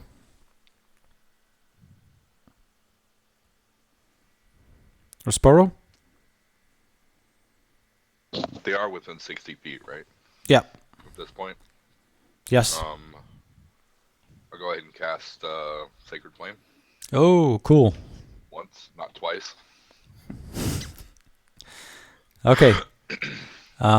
Great. So you manage to light up all the area, and you can actually now really see that there are two groups. One of them was trying to probably enslave you or net you, and the other group, led by this towering fish man, he's wearing those strange cloaks made of shells connected together, and he holds this mighty staff, and he kind of commands the second group that attacks the group that you're attacking, and you manage to, let's see, I need to succeed on a dexterity saving roll, and I failed miserably, and so I take 3 damage. Okay. So at this point, this 7? It's actually, I rolled it twice. I didn't mean to. Oh, sorry. Right. I now see the first. Yeah. Okay. So he goes down in this bright flame, and at this point, the other group, they just slam into the first group, hitting them all. So eventually, all that is left is that empty canoe on the water, and the group that Vakil fought is dead on the ground. At this point, the larger fish folk, he holds his staff and wears this shell-like robe. He approaches you and says,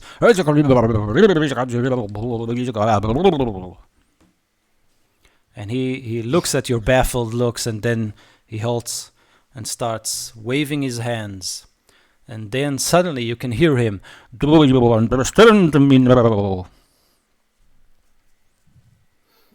And you A little think- bit, I say. Yeah, that's my Israeli accent trying to pull off a fish. So you manage. It was good. Cool. Yeah. So he cast a spell, and you are able to understand him. And he says, "I am Pluplupin, Archpriest of the Sea Mother, Blibloblobotobolob. She answers my prayers by delivering you. Help us, and you will be rewarded." And I think that with that, we'll finish for today.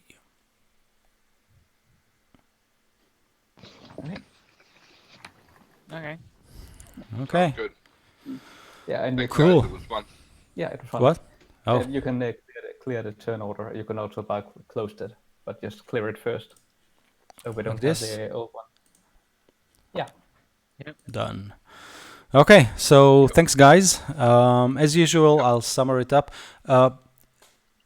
Please send me either a private message or email, whatever you want, with any. Some of you sent me private messages throughout the session, so remind me about them. If I promised you something or promised an answer, then ping me and I'll answer it. Okay. And Vakil, can you? Vakil, sorry, Morten, can you post the rations just so we'll know what the group have? Also, the treasure that I told you found, just print it or write it down so it will be out in the open. Yeah. Great. But no, yeah. So Great. we need one of each per day. Yeah, great. So let's keep track and it also in the posting list there. Yeah, Okay, I'll so post it. great. Also. Thank Alright. you guys. Which Thank means you. we Have Thanks, guys. 5 days of food. Yeah. Okay, great. Okay, so see you in 2 weeks' time. And Alright. and have a good one. See Till you then. You Yep. too. Bye. Bye. Bye, guys. Bye.